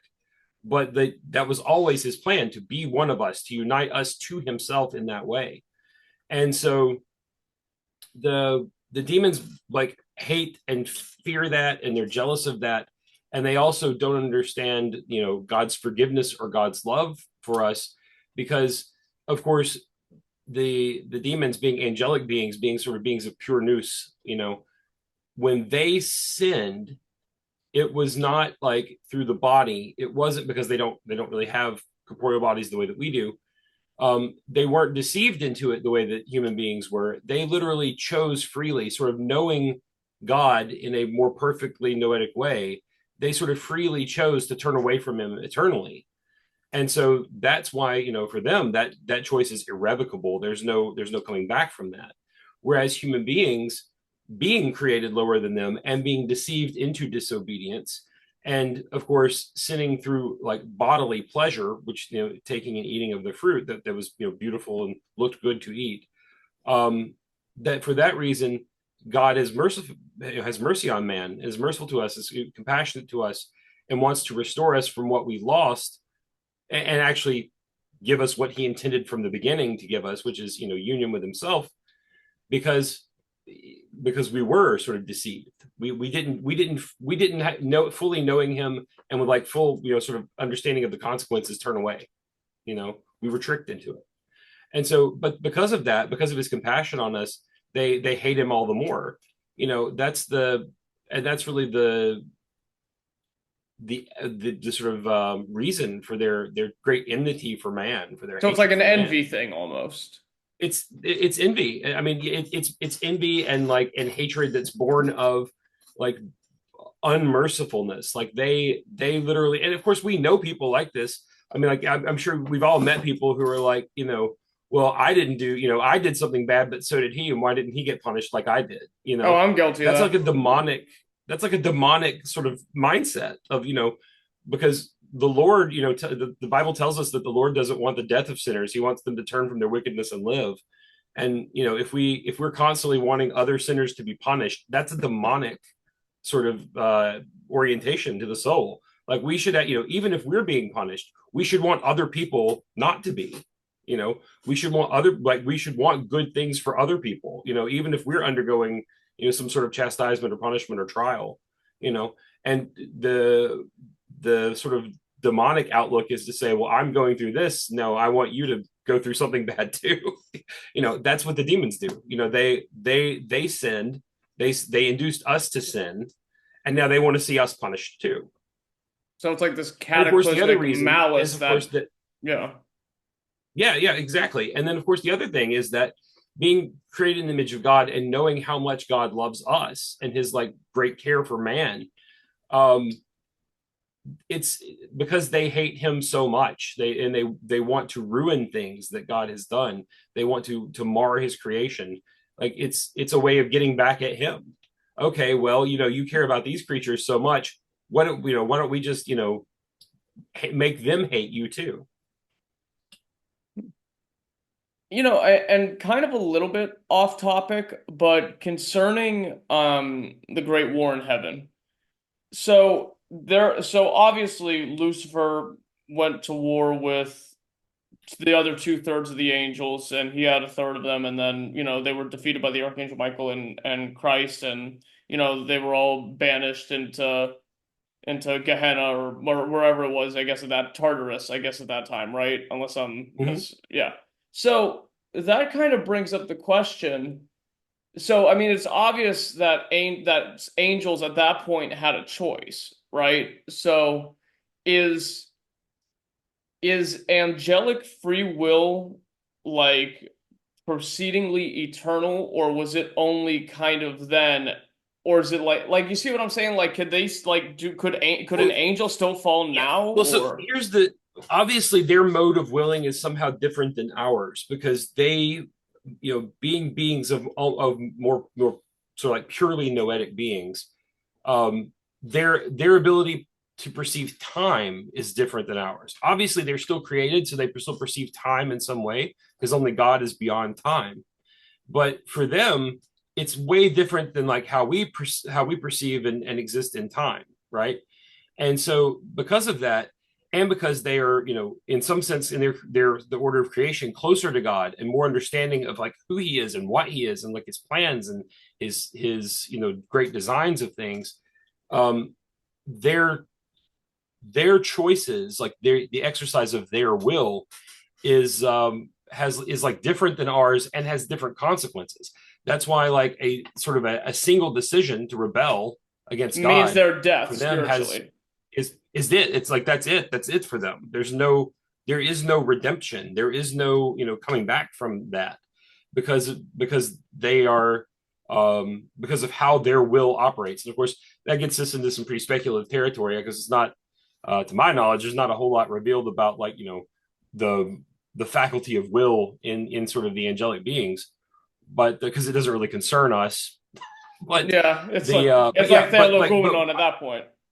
Right, but it's clear that however they exercise like this faculty of will, which is a property of created rational beings, that their choices have much more like permanent consequences than ours. Because we are, and this is something we should be thankful for. We actually are lower. We aren't given as much responsibility because we aren't given as much freedom to know things as fully as they do, like from the beginning.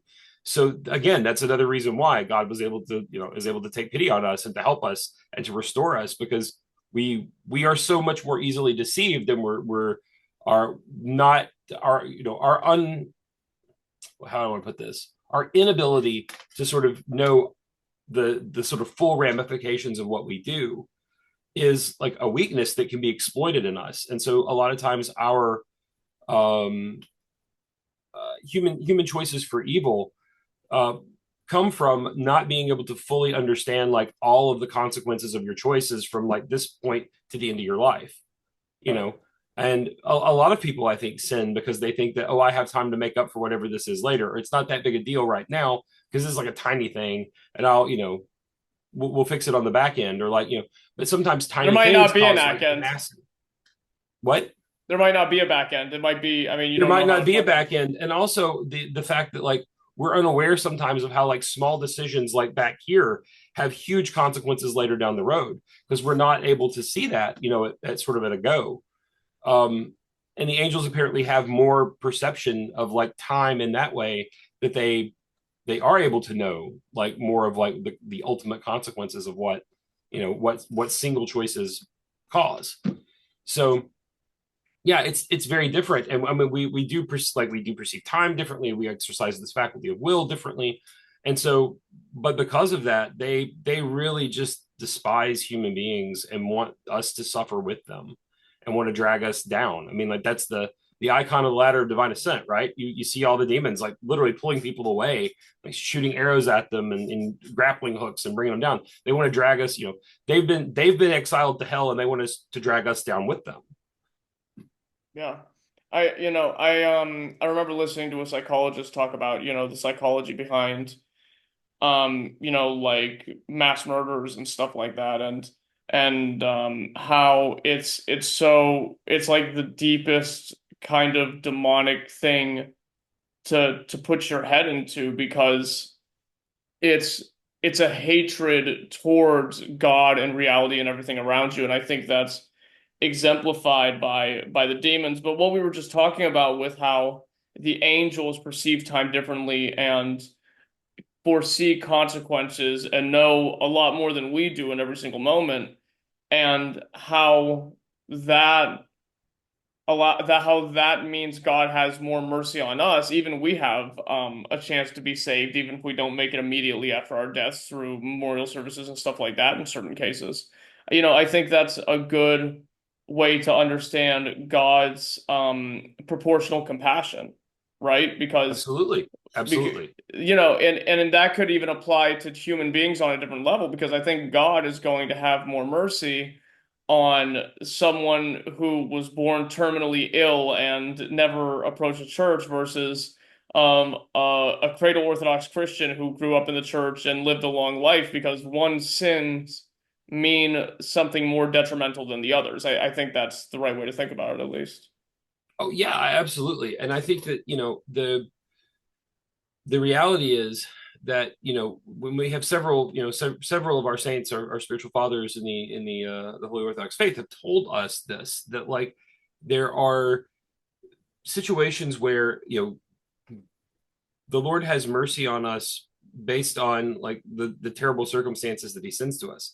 And there are some people that otherwise wouldn't be able to be saved at all, or he wouldn't be able to have any mercy on at all if it weren't for like the sort of physical or emotional or psychological suffering that they have gone through in this life.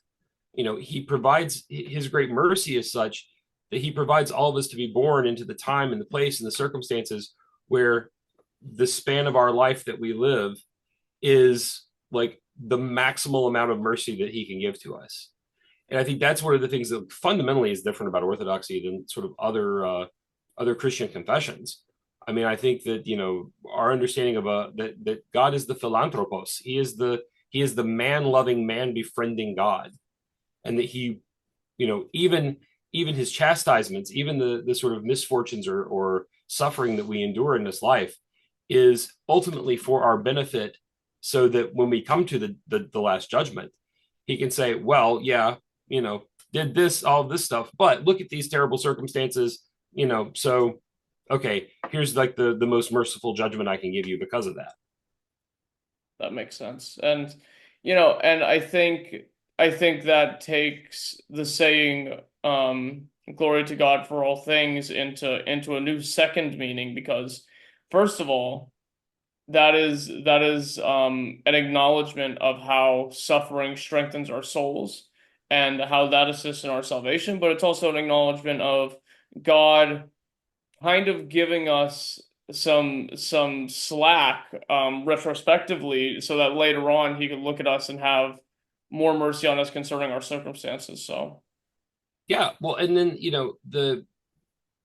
this is again like what sets, I think, our tradition apart from other people's, is that if you sort of read carefully the letters of St. Paul, there's a great deal of, I know that we in sort of modern Orthodox parlance, we don't want to talk about like the legal juridical metaphor for salvation. Unfortunately, though, for us, it's all over the letters of St. Paul, so we have to deal with it. But St. Paul is very like clear about this in a couple of different places. Like he's very clear that that Christ is the judge; he's the righteous judge, right? And he alone is competent to judge men, because he is both God and man. Right, so he's righteous because he's God, and he's a like the perfect judge because he is a human being, and he knows what human life is and has experienced it firsthand. But the other thing that St. Paul tells us in different places in his letters is that Christ is our advocate, and so the advocate is like your lawyer, so in the great sort of drama of salvation, in this like legal metaphor, courtroom metaphor, Christ is both the judge and our lawyer, which is like an inherent conflict of interest. He And if you look at it that way, like this is why Satan always accuses God of being unfair toward humans, because he's like, on the one hand, you're judging them, but on the other hand, like you're the one that like defends them. Like this is how is this just? You know? But from our perspective, if we look at it that way, if our lawyer is also the judge, then everything, like we're going to get off. All we have to do is do what he tells us to do. You know, that's the, you know, and like, so if you look at it from that perspective, like that juridical metaphor is actually like awesome in our favor. Like, you know, It, like it is, but the other thing about it is though is like as advantageous as that is, you know, Scripture even tells us the wage of sin is death. So like yes, we have the best thing in our favor, but the stakes are far beyond what we could possibly imagine. So the scale is like kind of beyond us in a way. true. But like, I think that the reality is that like this shows in like a real way that like God is willing to like, you know, in every way that he can put his finger on the other side of the scale a bit for us because he loves us so much, you know, and you know, ultimately to the point that like, you know, St. Justin Popovich says this, right? That, you know, that he said, I would die to defend the canons of the church, but I would break every canon of the church to save one man's soul. Whoa. And like, that's a bold statement. But like what does that mean? Well, that means that exactly what I, you know, the way I understand, you know, like the proper use of like economia is that, you know, the church has the authority, bishops have the authority to like, you know, dispense with canons for the salvation of souls. But if you throw the book at You somebody know? and they go to hell, then how useful is the book? Exactly. But on the other hand, as a priest or a bishop, you have to personally be willing to die to defend those things because that's part of the tradition that's been handed to us. But when it comes to like applying those things to people, you know, we can, you know, it's what is actually like the merciful, like man befriending thing is to bend those maybe sometimes at the point of breaking just to keep people from hell, you know, Right. and obviously there's like room for abuse in that and we shouldn't go that far to just ignore things because we can, Well, but like manipulation for personal gain is one thing, and then helping somebody is another by breaking those rules. I right. think And so that's there's, you know, I think that's the real purpose of things like economia in our tradition is to be able to dispense with rules, at least sometimes just temporarily. And I think people don't understand that either, that like the real purpose of that sometimes is because you find people who are not capable of bearing like the strictness of the rule, you know, and we, you know, God knows in my own life, you know, especially as a young man first coming to the church, you know, if we applied like every single like canonical penalty to people, like not only would no one ever commune, we probably wouldn't ordain people either. yeah. You know, the so the purpose of like being able to say that, you know, we'll break all the rules for the salvation of one man's soul is to say that, you know, The rules we still recognize exist that, even like, after that point. the rules still exist, you know, and part of that should engender in us some humility. And when, you know, that's the other thing that I think in like sort of the great debate between like, you know, acridia and economia No. that gets like washed out sometimes is that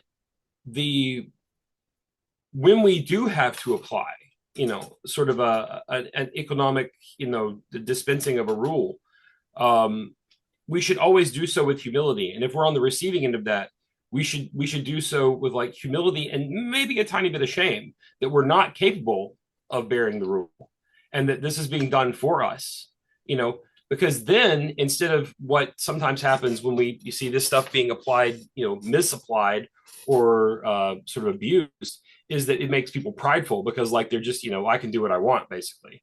But no, instead, when like we have to be condescended to by you know, economia, it should be for us like a time of humility and of, you know, sort of self-accusation to be like, God, I know I should be capable of keeping this, but I'm just not, you know, and thank you for your mercy in like giving me this, you know, this relaxation or dispensation of the rule, you know.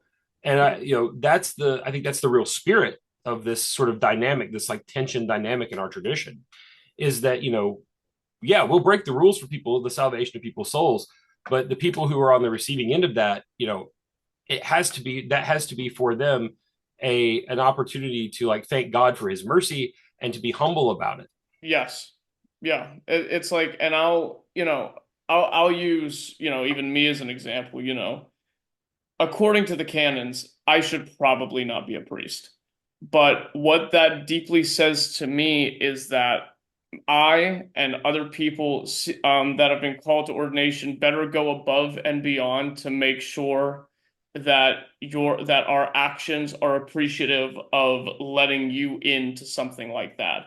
People who have been Well, I mean, I've said many times, Yanni, that the only justification for trusting somebody like me with the grace of the priesthood is that the people have access to the sacraments.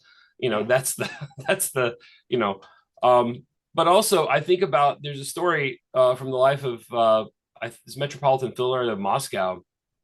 He's really good.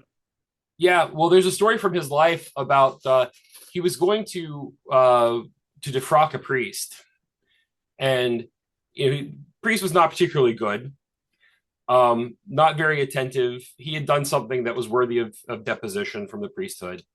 And the night that the night before he was going to pass the sentence on his priest, God allowed him to be visited by all the souls, the hundreds of souls that priest commemorated at every single divine liturgy, like all of the departed that he commemorated at every single time he served the divine liturgy. And all of these people, all of the souls of these people appeared to the Metropolitan of Moscow and begged him not to depose that priest and to forgive him, because he was the only person who prayed for them. And he prayed for them literally every time he stood before the altar. So please don't depose this priest.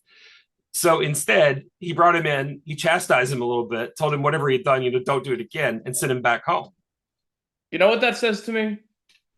I need to pray for some more people who've passed on so I can have more friends to vouch for me. Well, I mean, if that's not an encouragement for us to, pray for the dead, but also, we also don't know, even with priests, even priests who may have public sins, like this guy who did something, whatever it was, that was bad enough that is going to be deposed by his bishop.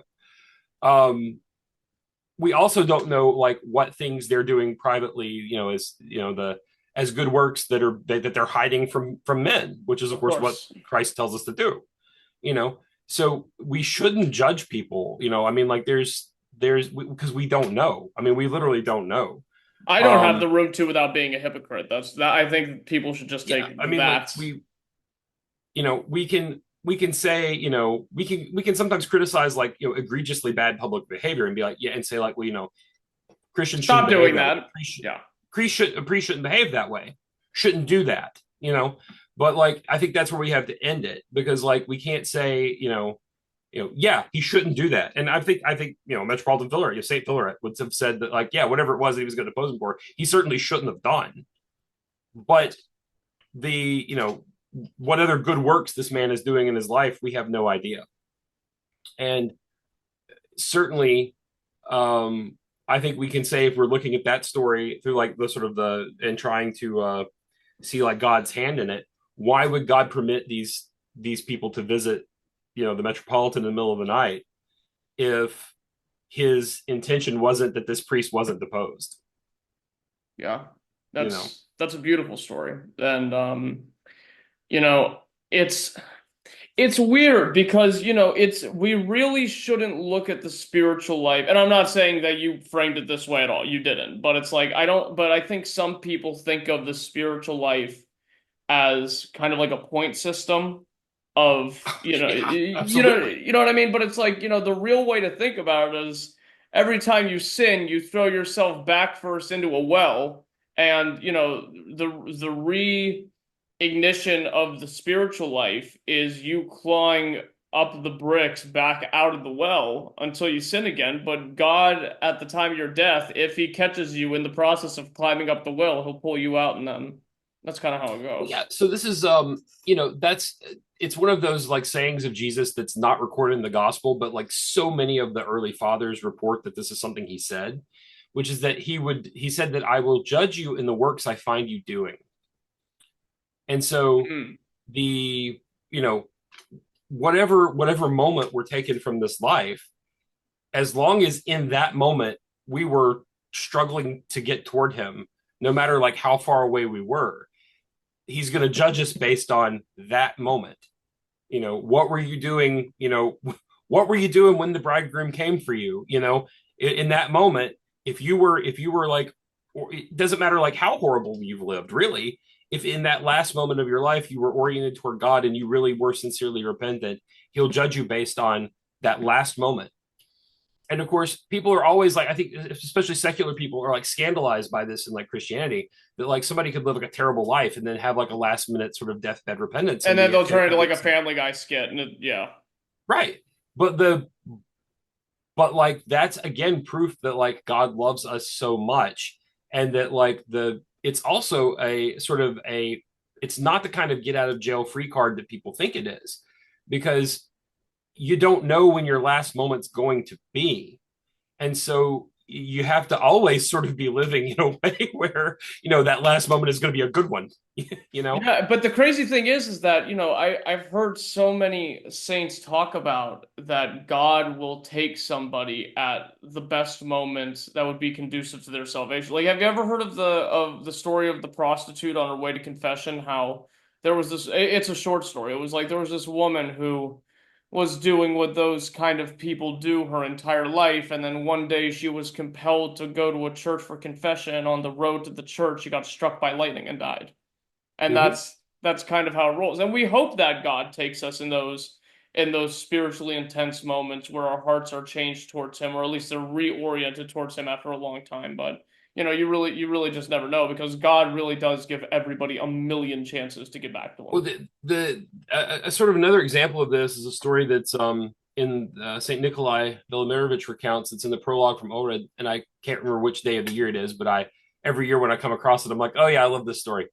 So it's that there was a man who was a thief and a murderer who encounters a priest traveling by himself along a road, and he jumps out from behind a rock or a bush or something and tells the priest, Father, I've killed 99 men, and today you're going to be number 100. And the priest is like, okay, well, I appreciate the heads up, but before you kill me, like, I'm awfully thirsty. It's so hot out. Would you mind just letting me have a drink of water first? So the man goes, grabs like his canteen or his water bag or whatever, gives the priest a drink of water, and he instantly drops dead. And so the demons come to claim this man's soul, right? He's a murderer and the robber, and was just about to kill a priest. So the demons come up to claim this man's soul. And the priest is allowed to see this. And like the man's guardian angel says, no, this man belongs to us. And they're like, the demons are arguing with them, saying that he was a murderer and robbed people and was a murderer and was about to murder a priest. No, he clearly is ours. And the demons say, or his angel says, no. Right before he died, he confessed his sin to a priest and then did a good work by giving a thirsty man a drink of water. Okay. I like that one. So it's like, again, this is sort of the same thing we were talking about before, that like, it's kind of weighted in our favor. And God, God sends these circumstances to people and takes people at the exact moment where he has the maximal chance of being able to save somebody. But and there are people every year when that comes up, somebody inevitably shares it on social media. And it's sort of, you could tell the people who are like, it's kind of a litmus test, people's reaction to that story. Yeah, you could filter people through how they see it. Yeah. Yeah, people who are like not like, even if they're like converts to Orthodoxy, or even if they're like cradle Orthodox people, if they're not really sort of like oriented to like the spiritual life, they look at that story and are like, well, how is that right? How could that be right? Darn it, that's like, not fair. Yeah. Do you not see that like you're like on the same side as like the demons in the story? That's not good. Yeah. We should be on the side of the angels, who's like, yeah, look, see, God did everything. He ordered this like so that he could like save this terrible man. Like, we should be happy about this story, because not only that, because that proves that like in our own lives, like, if God will arrange things so that he can save a man who had killed 99 men, he's probably going to do the same for us too. It should be hopeful. I mean, like that story should be like, oh wow, like God really will do like anything to save somebody. And it's people like, for me, that story, like every time it gets posted, is like the giant litmus test. Like, have you picked up on what we're doing in the Orthodox Church yet? Because if your reaction to this is like, yeah, the demons are right, this man should be punished, then you haven't. Yeah, I agree completely. And it's like, you know, I used to be very mean when I was young. I used to be just nasty and, aggressive. But as I've gotten older, maybe it's temperance or maybe it's just, absolutely God's mercy, which it probably is. I have started to notice that even though people are born sinful and with problems, I think that an aspect of us being like Christ and Christ-like is just begging and wanting to see the best in everybody all the time. And that's what I think creates love for all people. Because once you start really loving everybody, because you could say, oh yeah, I love everybody, and then go on and like have like a 45-minute argument with like your parents or something.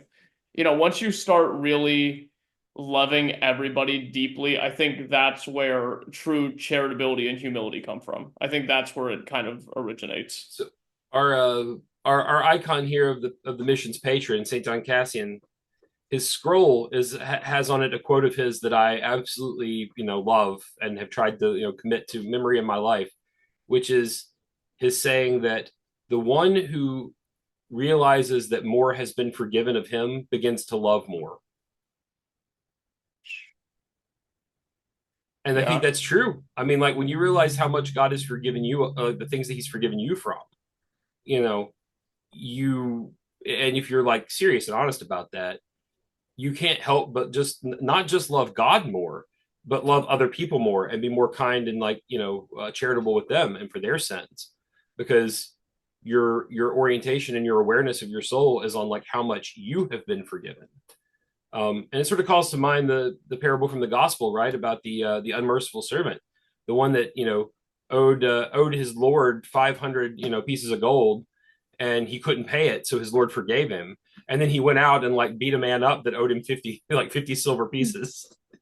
That's we don't want to be like that. We want to realize that like we've been forgiven so much, so we should forgive like the things that people do to us that are like way worse, like way less worse than way less bad than what we've done to God. Yeah, I agree. I think half a decade ago, for all my sins, I probably should have been taken out by an aneurysm, but God has allowed me to still draw breath somehow, and for that, I need to extend that mercy on to everybody else. And since we're kind of talking about mercy and repentance, I think going back to the original topic about people who get involved in bad spirituality, obviously have family members, or at least a couple of them, that are concerned when they see the ones they love involved with this stuff. So, what do you think it takes for the loved ones of those in spiritual confusion to pull someone away from spiritual danger towards the church? And what role does prayer and fasting play in all that? Like, say, for example, I had somebody in my family that was doing all that jazz, and what do we do? Well, I think that's the answer is like prayer and fasting, and that we realized that there were demons that afflicted people, like the one about the boy that would throw himself into fire, into the water, trying to kill himself. That the demon that afflicted him was such that the apostles couldn't drive him out. And Jesus tells them, they kind of, why weren't we able to drive this demon out when we've driven out other demons in your name? And he looks at them and tells them, this kind can only go out by prayer and fasting. And so there are certainly the stronger demonic powers that we the lesser ones, the sign of the cross, and we invoke the prayer of the Holy Trinity or whatever. But there is a hierarchy. Prayer, yeah. But like there are powers that not saying that that's not effective, but that like if you want to really drive away from you and give up, you have to do it through like through actual prayer and calling on God to help for that, and through that fasting on behalf of that person. The other thing that people overlook oftentimes too is doing good works on behalf of someone else. That these things that if we can do good works for one another, and that we can do things that that attract God's grace and God's mercy. I mean, the same way that us doing good deeds for ourselves attracts God's grace to our life. If we're doing it on behalf of someone else, like because we're concerned about their salvation, that attracts God's grace to them. And of course, the other thing that, is so important to keep in mind in all of this is that God respects human free will. And so if someone is like, sort of alienated themselves from God and doesn't want him to be involved in their life, doesn't want, that, then God will respect that. But God also respects our free will. And, if we pray for other people who are like suffering or undergoing this kind of stuff, that for the sake of our prayers and honoring our prayers, it sort of gives God an excuse to get involved in someone's life that doesn't want him there. Yeah. Because we're asking for it, and he has to respect our will too, and we're also told that God, that we anything that we ask in the name of the Lord will be given to us, if it's good things. I think some people obviously take that, whatever, but that, if we ask for the Lord, to come and help and enlighten someone that's like in darkness, with and faith. That's what, with faith, right? Somebody that's like somebody that's involved in occultism and the New Age spirituality, these people are in darkness. And if we ask the Lord to come and help them and to illuminate them, enlighten and save them, then he will. I mean, like, this is we serve a God that loves human beings, and he wants people's salvation. So he will do whatever is necessary to sort of help those people and give them, like, proddings along the way. And the other thing that we have to very carefully make sure that we do is if we have people that are involved in, these kinds of sins, really any kinds of sins, but particularly these, since we're talking about them, is that we have to be forgiving and loving when they come back, when they like make a move toward repentance, and we have to be there to encourage those moves toward repentance, and not in like a smarmy, like, I told you so kind of way. We have to be willing to like show them, like, to love them the way Christ loves us, and like show them mercy, and be there and be like available for them, because mostly people get involved in this stuff because they feel powerless and alone and isolated, and they don't want to feel powerless and unable to, like, deal with the things in their life. So we have to be there for those people, to provide them like some support and some stabilization, and to be for them like that bridge back to Christ and back to the church, and so they that like final temptation for us is to be like, I told you so judgmentally people, and they just throw away every good thing that you were able to kind of help them with. Yeah, because people don't respond well to that. I know I don't respond well to I told you so. Yeah. Nobody really does. I don't. And so we can't be like that, even if we're right. And of course, if what we're trying to do is pull people away from, occultism and back to the church, obviously we're doing like the right thing. But like we spoil all of that at the end if, like, we get them to thinking about it and coming back and see, I told you this was no good. You can't do that. Yeah. We have to love people and be willing to accept them back no matter what they've done. Yeah. And because some people who get deep into this stuff have done really awful things, and they're terrified that other people are going to find out about it. That's one of the reasons why they keep going. They keep staying where they are. And so the real burden for us as Christians is to love people and to forgive them, and to let them know that we don't hold anything against them and that we love them, and we're just happy to have them back. Yeah. And, the thing about occultism is that I think it's really particular when we're talking about bringing people out of that, because, one of, I think, the lures of it is that it is, for all intents and purposes, the second most truthful religion ever, because we're the first. And, we could essentially look at them and being like, yep, the demons aren't lying to you. They are demons, and they do have a certain amount of temporal power that they can give you, and there's ritual involved with it. But the reason it's the second most truthful religion and not the first is because there's some illusion of salvation that comes along with everything you do, but what the demons won't tell you is that, it's exactly what Satan promised to Adam and Eve in the garden, is like deification, equality with God on your own terms. And that's the great lie. Yeah. There's no way for us to reach that height, from our own power. And that's why all of our services say that Christ condescended to us to become one of us so that he could raise us up with himself, right? So there's literally no possible way for us through our own power to reach, the divinity. Like we just, it's just impossible. And that's the great gift of Christ to the human race, is his incarnation, where him becoming one of us allows that, us to be sort of pulled up along the way with him, right? And that's, it only works that way. It only works by like the divine coming down and lifting us up, because we don't have the power to ascend, where he is on our own. I mean, that's the lesson of the Tower of Babel. Like, there's no way to like, and of course I have people think that like, oh, it's a silly thing, like, oh, trying to build a tower to reach heaven. But like, on the one hand, yeah, it is a silly thing and obviously kind of dumb. But like Saint Basil like talks about like that this is like the orientation of man from the beginning, was to try to reach heavenly divine things on his own power, building his own way up there. And there's a way to do it, but just not our way to do it, It's like, right. The only way to get there is by like admitting that you can do nothing without Christ, and that he has to sort of help you get there. Like I said, he had to come down and like drag people up, up the way with him. We can't reach where he is just by our own energy,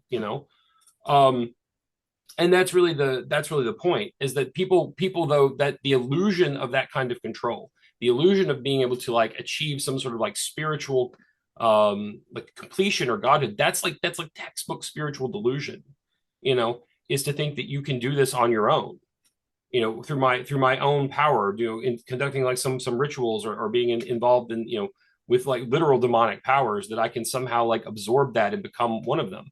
I mean, in some ways, the most honest, pagan religion is Tibetan Buddhism. Yep. Because they're aware that like these like, aerial powers are demons and stuff, and the whole goal of their religion is to become one of them and like join them. That's maybe like, you've accurately diagnosed the problem, but boy, is that solution real bad. Yeah, you're hanging out on the wrong side of the club, man. That's right. Yeah. So like, I think when we talk about like, St. Gregory Palamas says that the worst lie is the one that's mostly true. That a little bit of a terrible lie mixed with the truth turns the truth into a poison. Wow. And so that's the real danger here, is that like, it's true that men are supposed to become God. We are supposed to like be divinized. But like the lie is that, the occult lie, the lie of the serpent in the garden, is that we can do it on our own, and we can do it without being obedient to God. We can do it without humility, that we can do it without any of this like toil. We can just sort of do our own thing and get there on our own. And that turns like the great truth of deification and the great reward of the gospel into like this terrible, terrible poison. Because once we like orient ourselves to like being self-aggrandizing, which is, pride, then it's all ruined, and it's all like destined for evil and darkness and destruction. But we don't immediately know that. And it sometimes takes a while for people to get to the point where like the high of being able to, do things and make things happen, or have some sort of like insight that the demons give you, like the high of like that sort of fun of knowing about things or whatever, that goes away. And it's just replaced by like terror and fear and darkness and anxiety in the soul. And of course, by the time you get there, people often feel trapped, they can't get out. And so then it becomes this just repetitive cycle. So we got to, we have to preach the gospel, which is that, yes, we are supposed to be divine. Like this is not all there is to human life. But stick with the program. Get there. Right. The only way to get there is Jesus Christ. Like every other way, to try to get there just leads you to death and rotting. Yeah, that is it. And, I remember hearing from a lot of priests who I've known who were exorcists, and, at least just people who have knowledge about these things, basically just said, even the desire to know about like, the demonic energies and like, the hierarchy, even if you're like trying to veil it with this like this veneer of, oh well, it's a part of the spiritual world, and I would just want to know about it. It could lead you down into that as well. So I mean, it's like just and it really is an essential to our salvation to even we forget that. Like I think one of the things that's easy to forget, especially in the world we live in, where pretty much any kind of information we want is at our fingertips at any time, is that undue curiosity. So curiosity about things that don't really concern us is in fact a sin. And so it seems like an innocuous sort of little one, but it's any sort of sin like that is a potential snare, a potential like place where we can be hooked in and drawn in. And so yeah, no, it's very dangerous to like look into this kind of stuff. It's the great Friedrich Nietzsche quote, right? Is that sometimes when you stare into the abyss stares back into you. Um, you know, but which is an example of how a broken clock is right twice a day. Nietzsche And was he totally was right a broken clock, yeah. It's a very broken clock, but he's right about that. That staring into the abyss is dangerous because it can stare back. You know, Yeah. And but maybe it is okay. I'll tell you a funny little story. Maybe it is okay just to know a little bit about that because I have a family member who is a very devout Orthodox Christian who loves me very much. And it was one of my past birthdays, and he really likes, just things that he thinks are Orthodox or like look religious or whatever. He um and he gets me a t-shirt that says, oh, Archangel Michael on it. And what do you think it was? It was the occult sigil for the Archangel. And I had to call him and I had to be like, hey, listen, I love you so much. Thank you for the thought of this, but I kind of have to take this out back and burn it. And he was like, oh man, he was like, it was like $20 on eBay. It's like, it's okay. It's the thought that counts. yeah, no, it's and of course people like in that case, like God bless him because I'm sure he looked at that and was like had no idea what this is. Yeah, he did. He's But funny like that. Yeah. but yeah, I mean, like, well, I mean, a lot of people probably are not aware that that kind of stuff even exists, which is good. I mean, that's actually like a positive thing that people are Yeah. like so unaware of that kind of stuff. Thank Um, God.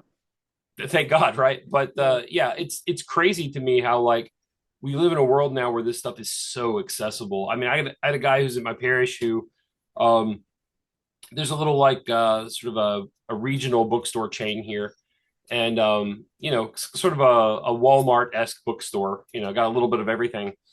But he was walking through there at one of the locations here in Metro Birmingham area and was like took pictures of like a box set of Aleister Crowley books Yeah. in like trade paperback format in the young adult section Yeah. Mm-hmm. You know what's and was real like, crazy? look, Yeah. father, look at this, and I'm like, yeah, I mean, like we live in a world where I told him I was like, again, not like proud of myself, but like in the days where when I was like trying to find that stuff, you actually had to really go looking for it.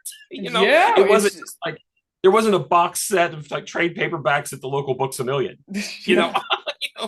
which is it's terrifying. Like I mean, as funny as that is in some ways, it's like terrifying that like this stuff is now so available and so accessible to people. I mean, the internet made it accessible to people, but you still had to kind of go look for it on the internet.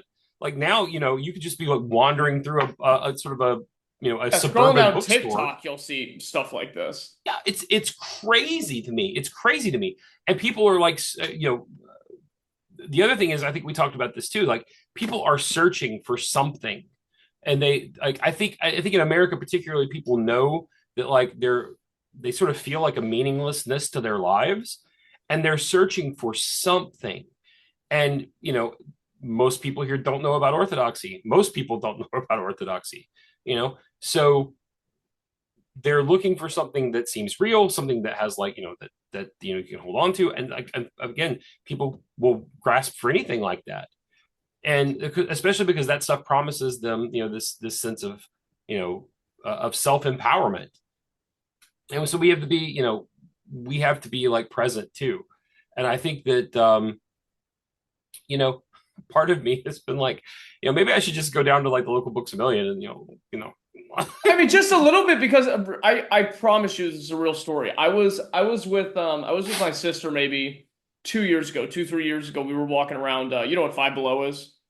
yeah, Yeah, we little, have little discount store. yeah, a little discount store. It's like phone chargers, like pop sockets, like little Chinese speakers, whatever. And it's like we're walking through the book section, and it's stuff like Little Witch's First Handbook or like Beginner's Guide to Tarot Cards. And I'm like, are you kidding me? Like I would walk. I don't go out of these places now, but like I remember when I was like maybe 21, 22. I would walk into a bar and I would just like see some girl who just had like a like an Anton LaVey Leviathan cross on her arm, and I literally pulled somebody aside one time, and I was like, "Do you know what that is?" There, and then, the answer, the crazy thing is like people with tattoos now, they're always like, "Oh, well, I just thought it looked cool. It doesn't really have a meaning." It's like, and I see people walking around with like big Baphomet whatever's on them, pentagrams, and I'm like, "Are you out of your mind?" Yeah. Yeah, well, I mean, like that's another thing that our society now, like people have like you while we should never judge people, I think you can sort of litmus test like where people are based on like what exactly they have tattooed on them. Yeah, and you could be in a little bit of shock, like, "Hey, this was not a okay decision," It's like, yeah. I mean, like while tattoos in general might not be a good decision, yeah, but when you've like literally like had some occult sigil tattooed on yourself, or like the Baphomet, God forbid, yeah. like something like that, like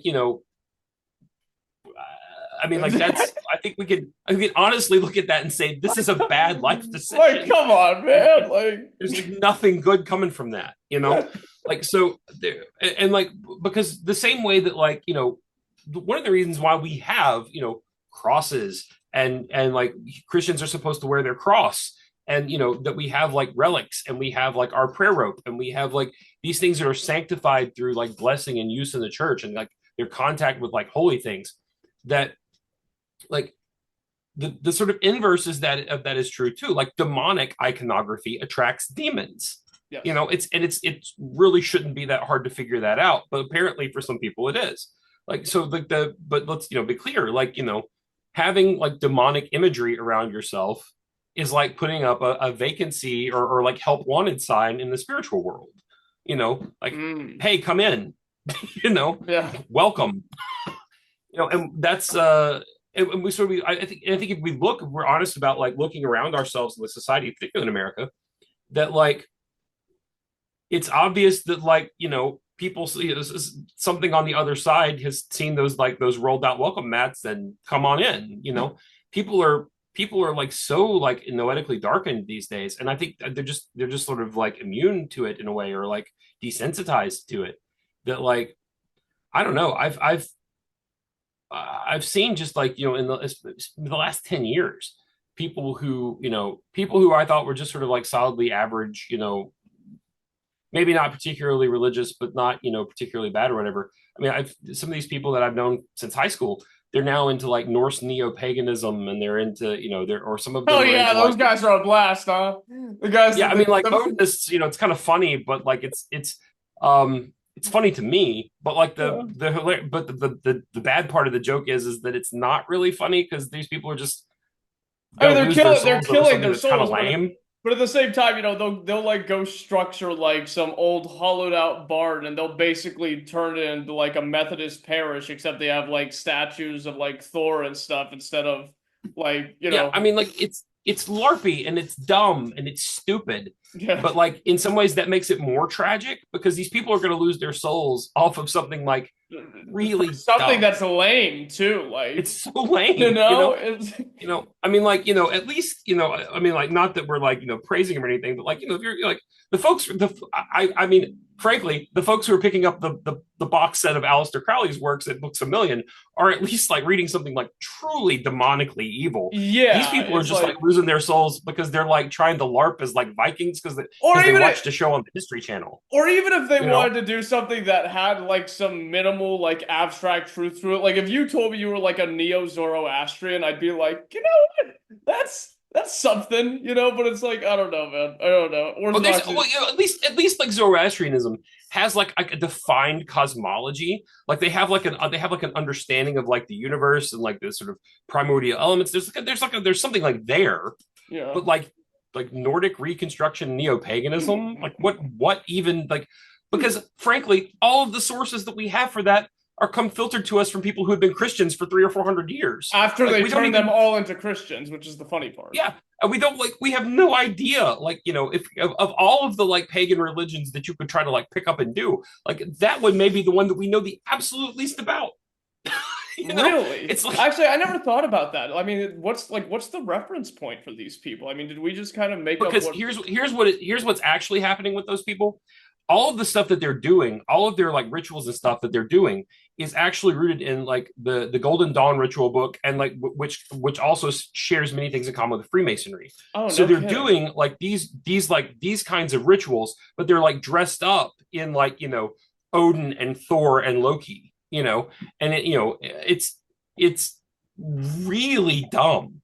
It's just like profoundly dumb. You know And who's like worse? Do you know who's worse though? If you ever see like, and this only really happens in the mainland, but here in Greece, the people that do like the pagan LARP here, and they'll do like the olive crowns and the fertility rituals, and they'll all like walk around togas. the Zeus, the Greek Yeah. pantheon reconstructionist people. Yeah, they're Yeah, no. great. So, also on the list of like crazy like neo-pagany things people do, like there's a whole society of people who are like Tolkienists in Russia. And so they've created like this like religion, this like pagan religion around like Tolkien writings, which is like hilarious on two levels. One, because that's like really dumb because it's not But even like Tolkien ever was a been a Catholic. religion. He said Lord of the Rings was explicitly Catholic. On the one hand, it's crazy dumb because like there's like no indigenous, like you're not even reviving, like trying to revive a paganism. You're like literally inventing something new, Yeah. and you're inventing something new out of something that like the author would be like disgusted by. You know, like Tolkien was like one of these guys who was like, he kind of hated everything, and the older I get, the more I understand him.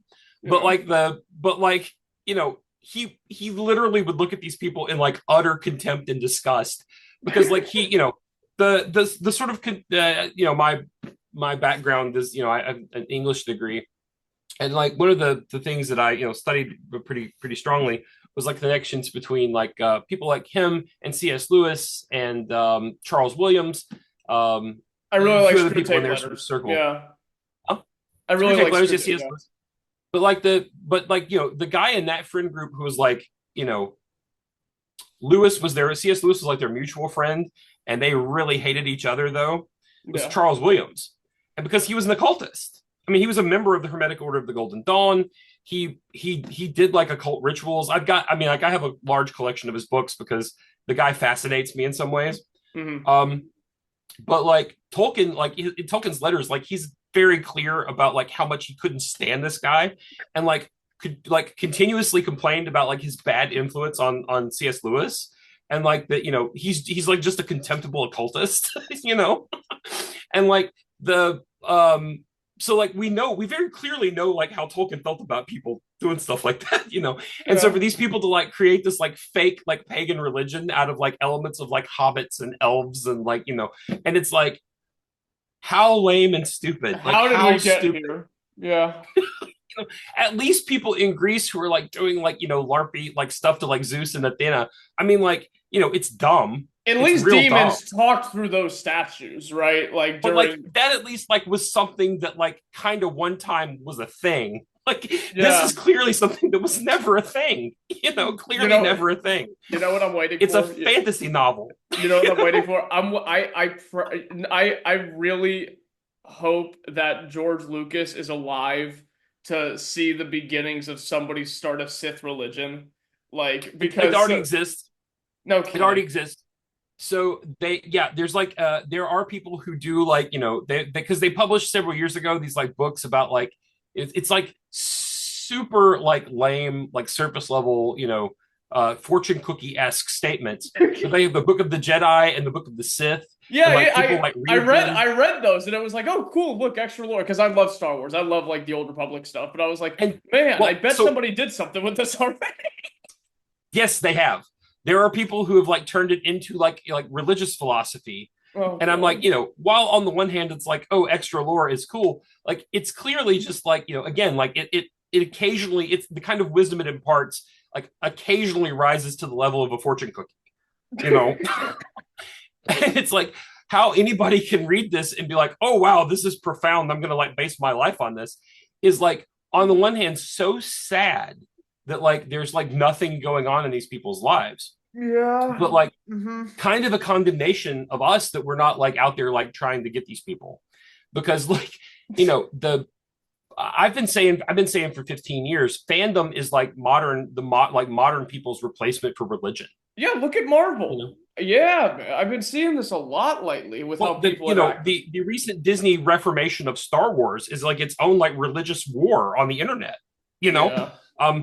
and people are like in the multiple camps of like, what is canon and what's not. It really like reenacts like the wars of religion in Europe. Just That is crazy, isn't it? It's like, I mean, I think the new Disney Star Wars stuff stinks so bad that the Planet franchise is just gonna die off on its own. But it's like, but I've been seeing a lot with like superhero, I want to call it maybe semi worship, when you see like almost like I guess the sacramental reaction to like those Avengers movies and like what it did to adults and how they started acting. I was like, people, this stuff has become like people's replacement for religion.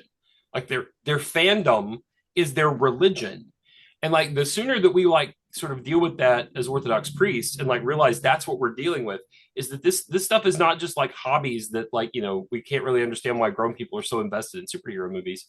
Like this is their religion.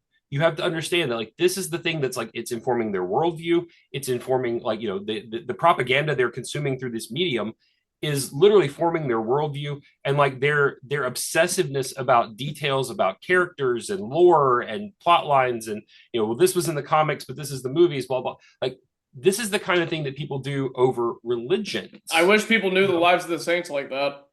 Exactly. I mean, like we gotta like we sort of need to do better about this and like teach people, and be sort of like present for them, because obviously people are looking for something and they want something that's participatory. This is why people like role play and go to Comic Cons and buy Funko Pops and have Reddit accounts and stuff like that. Well, what are Funko Pops but household gods from your like pantheon of fandom? Tell them. Yeah, that's what it is.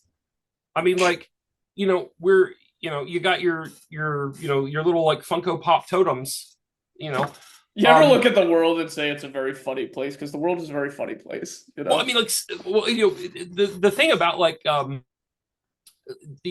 what the Greeks gave the world is an understanding of like, both tragedy and comedy, and that these are sometimes intertwined. You're welcome. Like this, that it's true. It's just like maybe the apex of like Indo-European mythological construction is that the world is kind of a tragic farce. Yeah, yeah, no kidding. And without Christ, that's all it is. That's all human existence is like this sort of tragic farce. And without Christ and without the revelation of the God-man to us, like it's all kind of just like a meaningless, depressive, dark comedy. Yeah. But that's the reality these people are living in, like the meaningless, depressive, dark comedy, and they don't even have something like beautiful out of it. I mean, at least the Greeks gave us like the Iliad. This is like not even but what is like modern religion giving us but like Avengers. It stinks. Star Wars, the Acolyte. I mean, like this is like what kind of at least the old pagans gave us something at least like beautiful, like and, with a little bit of substance to it, I guess. It's like substance to it. Like this is just like vapid nonsense. Well, this is why people are probably so depressed, because it's like at least back in the day, you could be wrong in at least a slightly more fulfilling way than like 8 hours of garbage TV shows. But it's like now, exactly. I mean, like St. Basil the Great says this in his letter to young Christian men on the right use of pagan literature, which is a ridiculous title, but sure. St. Basil liked a lot of words. So, but like the point of that is that that sort of because the question has always sort of arisen, like how do Christians interact with like non-Christian or pagan like mythology or literature? And St. Basil says that all good things belong to us as Christians, and so the stories that the pagan stories that like inspire people to feats of self-sacrifice and honor and courage and valor and bravery and laying down your life for your friend and that those kind are of stuff. Christian archetypes. Yeah, those are Christian stories. That's what we do. And what do we do with the stuff of like Zeus can't keep it in his pants and fathers like a million children on like people, like, and he kills half of them. Yeah, we pass over that and say well, this is pagan nonsense, Like we have to be like sober and aware that like, you know, things that are virtuous, we hold up as like virtuous examples of things, and things that are not, we say, nah, that's not really important and not really the point of the story anyway. Don't pay attention to that. And you know, I think that's a pretty good hermeneutic for how to understand, you know, some of this stuff. So like, you know, but again, as much as I'm sort of contemptuous of some of this pop culture stuff, especially like now, like that's the orientation that people have. That's the lexicon. That's like the vocabulary. That's the mythology that they know. So I stay familiar with what's going on in those worlds, so I can talk to people and use examples of the increasingly fewer good things in them to like show people examples of things. I'm so sorry you know, that's where we've gotten, because that really is just awful. Let's. Well, I mean, yeah, it is, but I mean, like, here, but nevertheless, here we are, you know. And if you can't, this is the other thing that I, you know, sometimes get, blasted for, is that, you know, I'll talk to people about pop culture stuff because that's where people are. You know, Yeah. that's what they're consuming. So, in order to pique their interest in orthodoxy, sometimes you have to engage in a conversation about something that's dumb. To like, you know, that's kind of an interesting example of this thing that's like true in the Christian world. You know, that's like a good Christian lesson that's hidden in that story, you know, and you sort of explain that to them and pique their interest, you know. So, you know, it's the I think the witness of our tradition from people like Saint Basil the Great with that letter, and like Saint Augustine in it's chapter 42 of chapter 42 of book 2 of City of God. Oh man, no, it's on Christian doctrine. On Christian doctrine, it's his catechetical book. So book 2, chapter 42, he talks about like the symbolic meaning of what happened when like the Israelites left Egypt, and they like took the the gold and the silver and like the idols of the Egyptians, and like their like, you know, expensive like cloths and stuff like that, and they melted all that stuff down and like sewed the cloths into like a tabernacle for God, and like melted all the gold and the silver down and used it for like stuff in the temple. And he says like this is like, you know, pagan philosophy and pagan like mythology. Like the good stuff that's in it belongs to us and is ours, and we should rob them of it and put it to better use in service of God. That's what the Israelites did when they left Egypt. He's like, this is like symbolically what that means, that we're supposed to take those good things that are ours by right, that they're using for like profane and you know, evil uses, take them away from them and use them for like better uses for God. Well, that's the idea You know? behind like the Logos Pervatikos, where it's like people who we see I guess aspects of Christ in prior, like with the Zoroastrians and Buddha and stuff like that. Even St. Nikolai Velemovich talks a little bit about it. It's like, you know, whatever those people were, or whatever those things were just buffers so that Christianity could later be accepted by people who have inherited those traditions. Well, yeah, and of course we have to like realize that if we take seriously the, you know, the Old Testament, that like all of the people on the earth are descended from Noah, who certainly knew the truth, you know, and who certainly taught that truth to his children, and they to their children, and so on. But like, you know, without God like specifically shepherding, you know, particular descendants of Shem, who, you know, became like the Hebrew nation through Abraham and all this, without them being sort of particularly sort of shepherded and pushed and like kept to the truth, like everybody would have ended up just like everybody else did, which is that, you know, over time it gets distorted. It's like playing the telephone game, you know, like over time, as you pass it along and pass along, things get distorted, and then you've got like, you know, demonic things get creeped in and all this kind of stuff, because like you've mixed like some lies with that truth. But like, I think that if we look at most, you know, traditional like mythological constructions, there are things in them that obviously like point back to the truth of the incarnation and like the promise of the coming of the Messiah and all these things that Noah certainly knew about and passed along to his children. I mean, like there's just the way that like every like literally every culture in the world pretty much has like a flood myth where they remember, like, you know, that there was a great flood that covered the whole earth and like only certain people survived. Epic like, of Gilgamesh had that too, yeah. Well, I mean, Gilgamesh is like only you know, the Chinese have a flood myth like that. The Native Americans, like different Native American tribes, have like great, you know, things that are very obviously parallel to the story of Noah. But this on and on and on, like, shows that like this stuff was remembered and passed down, but like over time got corrupted and mistaken and mixed up. But like there are still elements of it there, and that's what, you know, the logos spermaticos. That's what Saint Justin Pope or Saint Justin Martyr, you know, talks about too, is that like this stuff is there. We just have to, you know, we recognize it and then we explain it to them. And like it's just like Saint Paul going to Athens, right? I mean, he finds like this, you know, the altar to the unknown God, and tells the Athenians, you know, I'm here to tell you about this God that you worship in ignorance, because this is, you know, I am a prophet of the unknown God, you know. And you know, you talk to them based on something that they already have, and you build off of that, you know. And that's the, you know, I think that's what we have to do. I mean, like that's the real challenge of priests in the 21st century is, you know, it's one thing to like we have to know our theology, and we have to have like a solid prayer life. I mean, we talked about that too, that like you can't give people what you don't have. So you have to have a solid prayer life, and you have to be living a life of repentance oriented toward Christ. And you have to know the scriptures, and you have to know the, you know, the teachings of the fathers. But you also have to engage people, and you have to like, it's not enough to be like some sort of like theology nerd who just like sits and argues about like theological topics all day.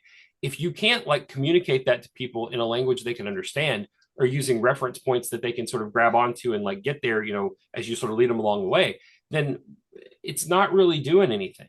Yeah. I mean, and, like, and you if know, you're it's not certainly praying, fun to God's know. not going to let you learn it either. There's that Properly, at too. least. I mean, like you know, we can sit and read books all day long and argue about, you know, what Barthelus says, or what, you know, whatever the scholar du jour is. You know, 15 years ago it was N.T. Wright. People were arguing over like N.T. Wright's books, but like none of that stuff is any good or valuable or important if we can't communicate the faith to people. I mean, we could be like the greatest like scholars of some obscure minutia of the Old Testament, but like if we're not like adequately conveying the faith to people and like getting them interested in like living a life that's goal is union with Jesus Christ, and that they want to come to the Orthodox Church because they love Jesus Christ and want to be closer to him, then like what was the point of it? You know, if we, I mean, like Jesus actually had some severe condemnations for the Pharisees doing that kind of stuff. You know, that you neither go in nor permit those who are going in to enter. You know, you cross land and sea to make one proselyte, and when he's made, you make him twice the son of hell as yourself. You know, we have to be very careful about this kind of stuff. And I think that, you know, a lot of times we don't sufficiently have like the respect and fear of like the high calling of the priesthood, that like, you know, we our goal is to bring people to Christ, you know. And so knowing like random like theological minutia, or, you know, Old Testament scholarship, or being like a scholar of Maximus the Confessor or whatever, like, you know, not that, you know, anybody that knows me knows that I love all that stuff. You know, I get really excited talking about Maximus the Confessor, but like if like all we're doing is arguing about like, you know, phrases used by Maximus, and it like obscures the fact that like, no, what we're here to do is to love Jesus Christ and be united to him, then now like that truth is now a poison and kind of a stumbling block to people. I agree. And I think that it all condenses down into people living more simply, and once the foundation of prayer and fasting and charitability and humility are kind of within somebody, they could start building off of that. But, you know, don't start picking from the fruits don't try to start picking from the fruits at the top of the tree if you can't even climb the thing first. I think that's what really Right, exactly. And so like this is the thing about like, you know, the Orthodox faith is true because on the one hand, it is the deep end of its like theological pool is so deep and so like unfathomably difficult to like comprehend, and like truly genius men who were also holy. You know, so people like Maximus the Confessor, Dionysius the Areopagite, John of Damascus, Gregory Palamas, like these men like wrote Gregory the theologian, for goodness sake, it wrote some like tremendously like dense, like high brow, heavy hitting, like ponderous sort of philosophical theology. But and that is like legitimately our tradition, that it's like this like almost ineffable sort of like fullness and richness of like just brilliance. But our tradition is also such that like the Orthodox faith can be communicated to children, Yeah. you know, and children can understand like what's, you know, the essence of the Orthodox faith. So like to me, that's like a witness to its truth, that like it exists like simultaneously at like the highest and lowest levels in its fullness. And so the, you know, but I think we forget sometimes that like that that's true. Like I mean, I'm not interested in people who, you know, who think that like being an Orthodox Christian means having the equivalent of like a master's or PhD level in like, you know, dogmatic theology or you know, some like niche specialty in reading Maximus or whatever. I mean, like again, not that I don't love Maximus the Confessor, and you know, you've a bookshelf behind me, I've got like half of his books on it, you know, at least the ones that are in English. But like the, you know, if the whole point of what we do here is to bring people to like a knowledge of the truth, and the truth is Jesus Christ. You know, he is in hypostatic truth. He is the truth.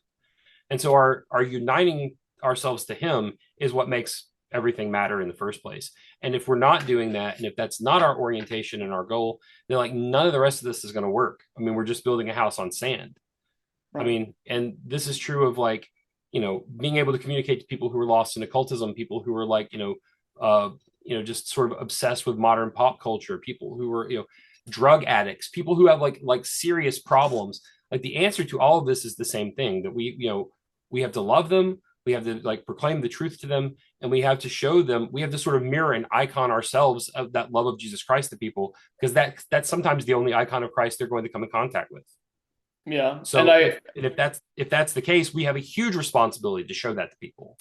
We do. And I think a good condenser of that is, you know, the same person that's studying empirical dogmatics is playing the same game as some foreign hermit that's doing the Jesus prayer in a cave every second of every day. It's the same game. Yeah. And both of those endeavors are equally noble and necessary for whatever God calls somebody to do, but you are kind of walking towards the same finish line in a way. So. And or ideally that's what we should be doing. You know, right. Ideally we're doing these things, we're undertaking like so this sort of academic study for the sake of like, you know, deepening our understanding and love of Jesus Christ. But I think if we're honest with ourselves, what most people end up doing that for is just to be able to, you know, to argue effectively and score points. Yeah, I do a little bit of theological study because I get annoyed when I don't understand things, and God forgive me if that's pride, but I mean, it gets irritating reading some theological works, and I'm like, I don't get it. I don't like being, but anyway.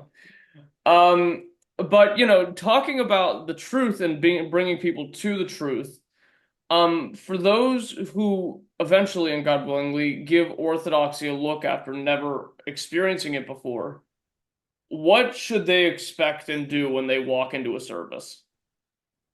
I tell people when you first come in, like don't try to do anything. Just like let the experience kind of wash over you.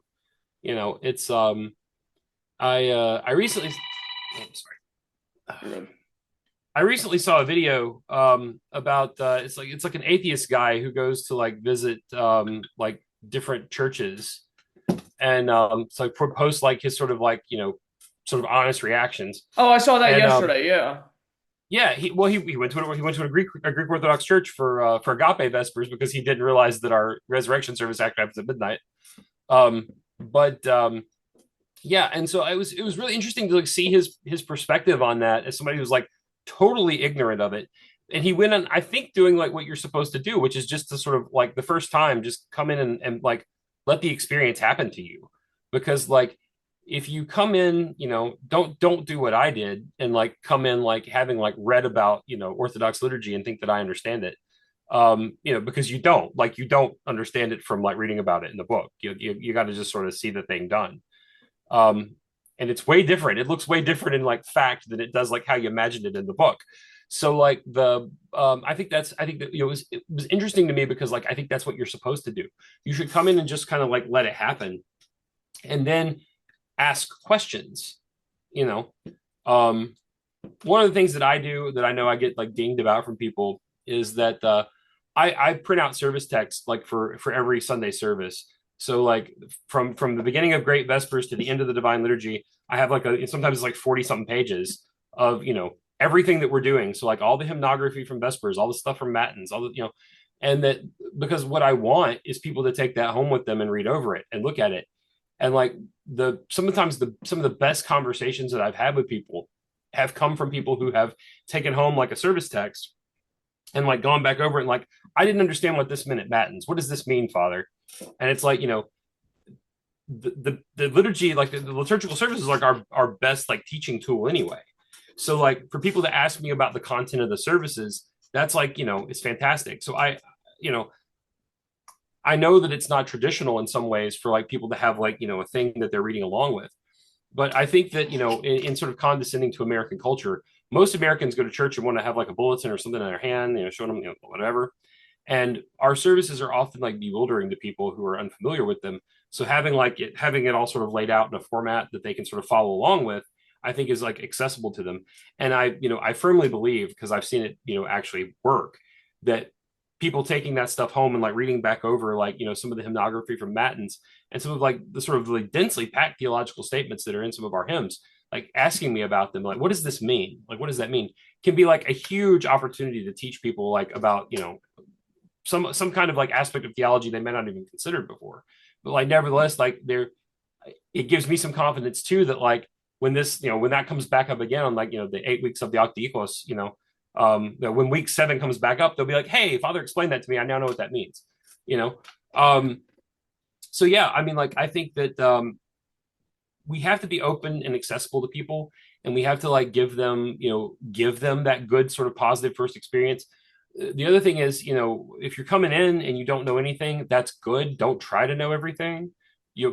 Just come in and know nothing, and observe and learn, and don't be afraid to you got to come back, because the very first visit is not enough. You can't possibly take everything in sort of in one go. Like there's so much going on in the divine services, particularly in Matins and the Divine Liturgy. Orthros and the Divine Liturgy are, just so, especially for Sundays, there's just so much stuff, poured out in that.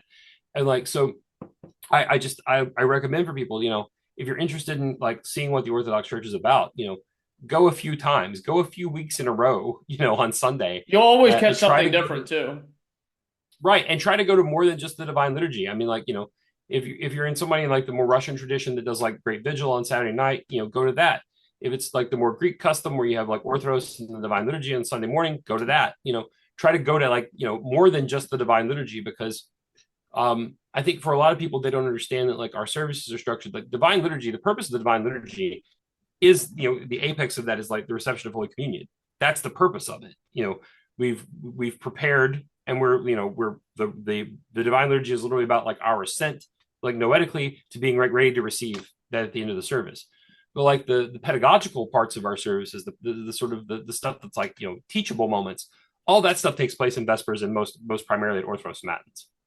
I mean, that's where like the teaching element of like, that's where we talk about the saints of the day. That's where we have like, all of the like the sort of instructive dogmatic theology in the hymnography for like of Orthros, like tells people about, like the theology of the church and about the saints of the day and all that stuff that's like, instructive.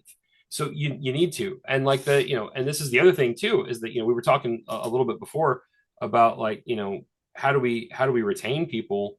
Like the answer is we need to be doing more services. Yep. And we need to be more available to people, and we need to encourage people to come to like the other services besides the Divine Liturgy. Because unfortunately what I run into, and this is across the board between cradles, converts, whatever, is that there's this notion that if people come to church and they're not receiving communion, there was no point in going to church. That's not true at all. That's not true at all. It's not true at all. Like, so like, I'm in some ways we're fortunate because, our mission, for so many years didn't have a full-time priest. really before me, there was a couple of guys who were in and out for a bit of time here and there, but we never had like weekly liturgy. And for a long periods of time, we were literally just doing like reader services. And so, for us, Sunday services were, matins and typica. So like my people got accustomed to, coming to matins on Sunday morning. That's just, what they did. And so, we, I've had other priests tell me that like, if we're looking at like per capita, like people, like my people, like, a tiny parish, but like this huge percentage of them show up for vespers and matins, whereas like in terms of like actual bodies, we sometimes have as many people at those services as some of the bigger churches do, but like it's one of those things that like it's just been insisted on for us, one because it was like necessity, but two because like I think Father Maximus and his sort of instruction to us and all of that was that to impress upon us the importance of like the other services, like the hourly services and vespers and Orthodox matins. These are not like they're not just like fun optional parts of our tradition that we could do if we like. I mean, they have a purpose, and the purpose particularly of vespers and matins is to teach people the faith and to communicate it to them, and so it's just vitally important to offer it. I mean, like parishes need to be doing matins and they need to encourage their people to be there for it. Right. I think I already mentioned that Saint Gabriel quote that I love so much about the Divine Liturgy, about how if you knew what was happening in it, you would take the dust off the floor and wipe your face with it, and how Absolutely. intensely the spiritual energies are interacting with everything around there. And I think there is a very real transformation that happens with people who participate in the services, or well, especially the Divine Liturgy, their first time they get to witness it. And one of the ways that I've kind of been able to hook people in that want to start to learn about Orthodoxy is I always tell them, I'll call the priest like, the week of, and I'll be like, hey, there's somebody coming, I want you to just kind of be ready for that. And then after liturgy, I'll tell them, okay, well, we could sit down with the priest and he'll answer any questions you have or whatever. But, independently, every time I've heard stories of people who try to do that, it's always like this air of anxiety.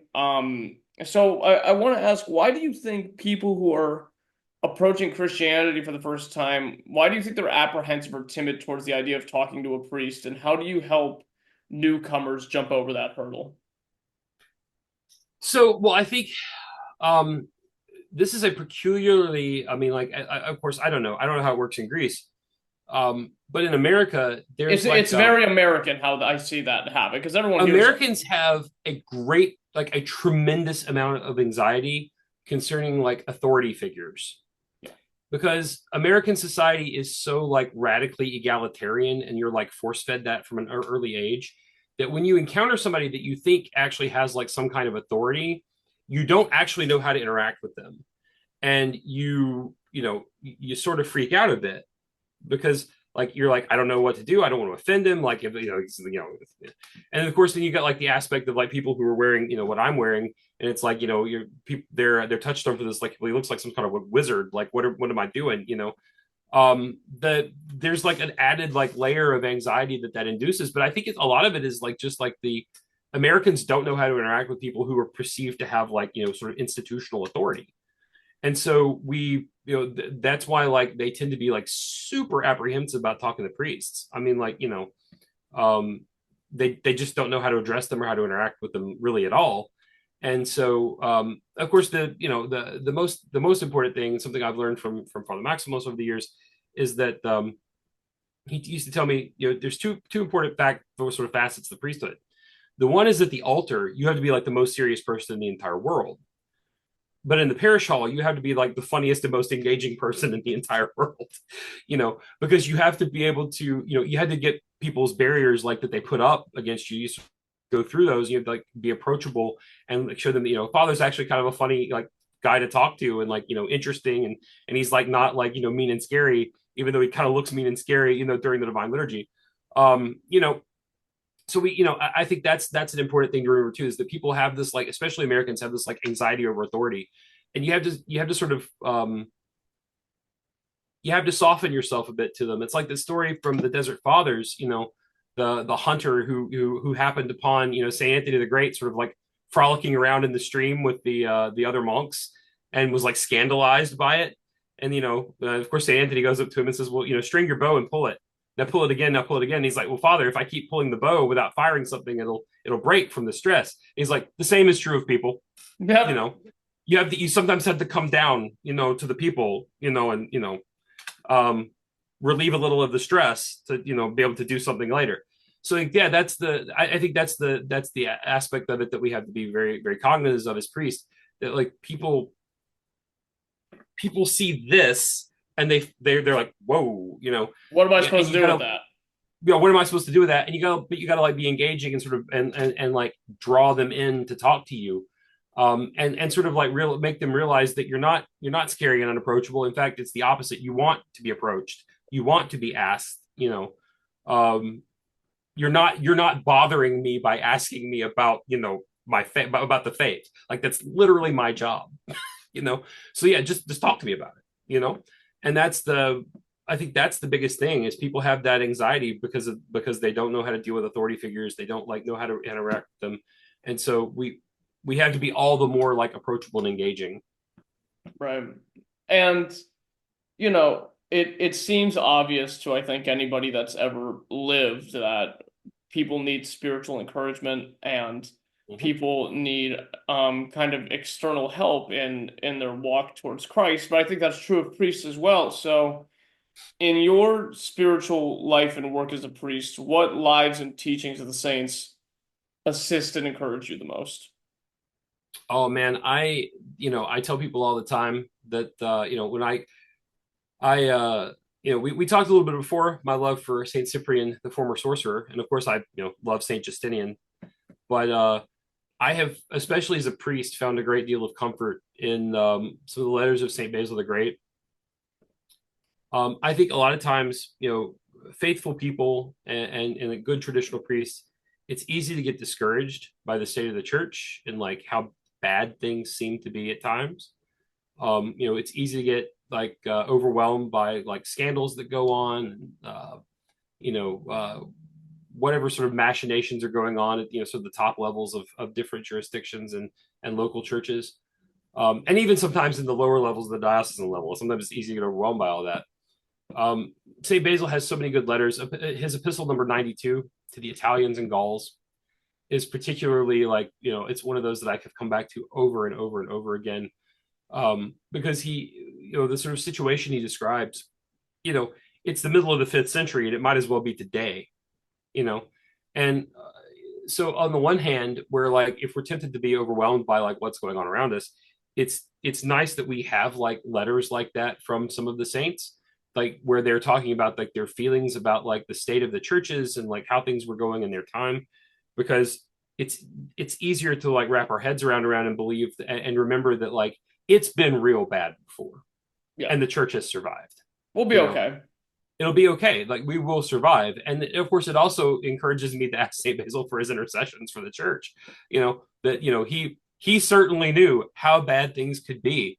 And also from that perspective too, is that it's okay to like, sometimes be like upset by it.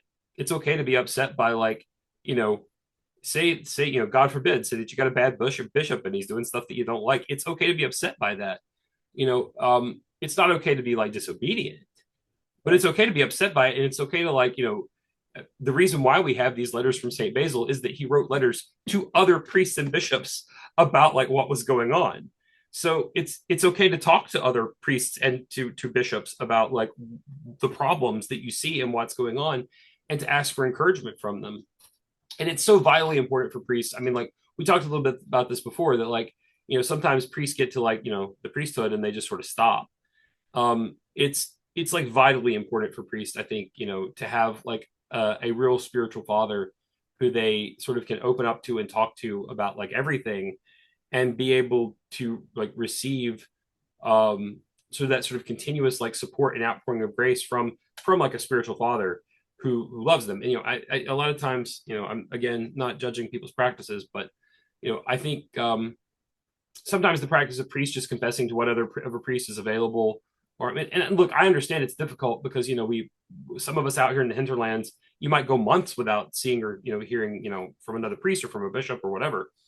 But I think it's important to find, especially for younger priests, to find older, more experienced priests to sort of put themselves sort of under the wing of, even if not in sort of a formal like spiritual father Yoronda sort of sense, but just sort of to have as those kinds of resources to like people who have more experience, have like more perspective on the priesthood, more perspective on pastoral issues, hopefully have like more of a developed spiritual life to sort of have those people sort of take you under their wing and sort of help uphold you and like guide you in a certain way.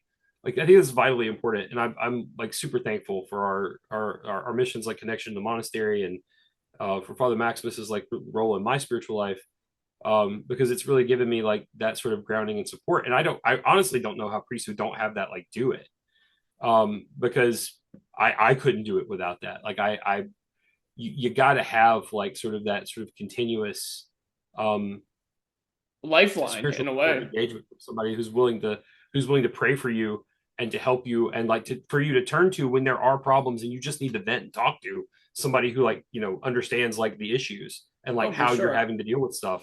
Sometimes that's just of vital importance to, especially to keep from clergy burnout from happening. So yeah, I mean, I take a great deal of comfort from stuff like that from our tradition. Saint Basil wrote letters like that.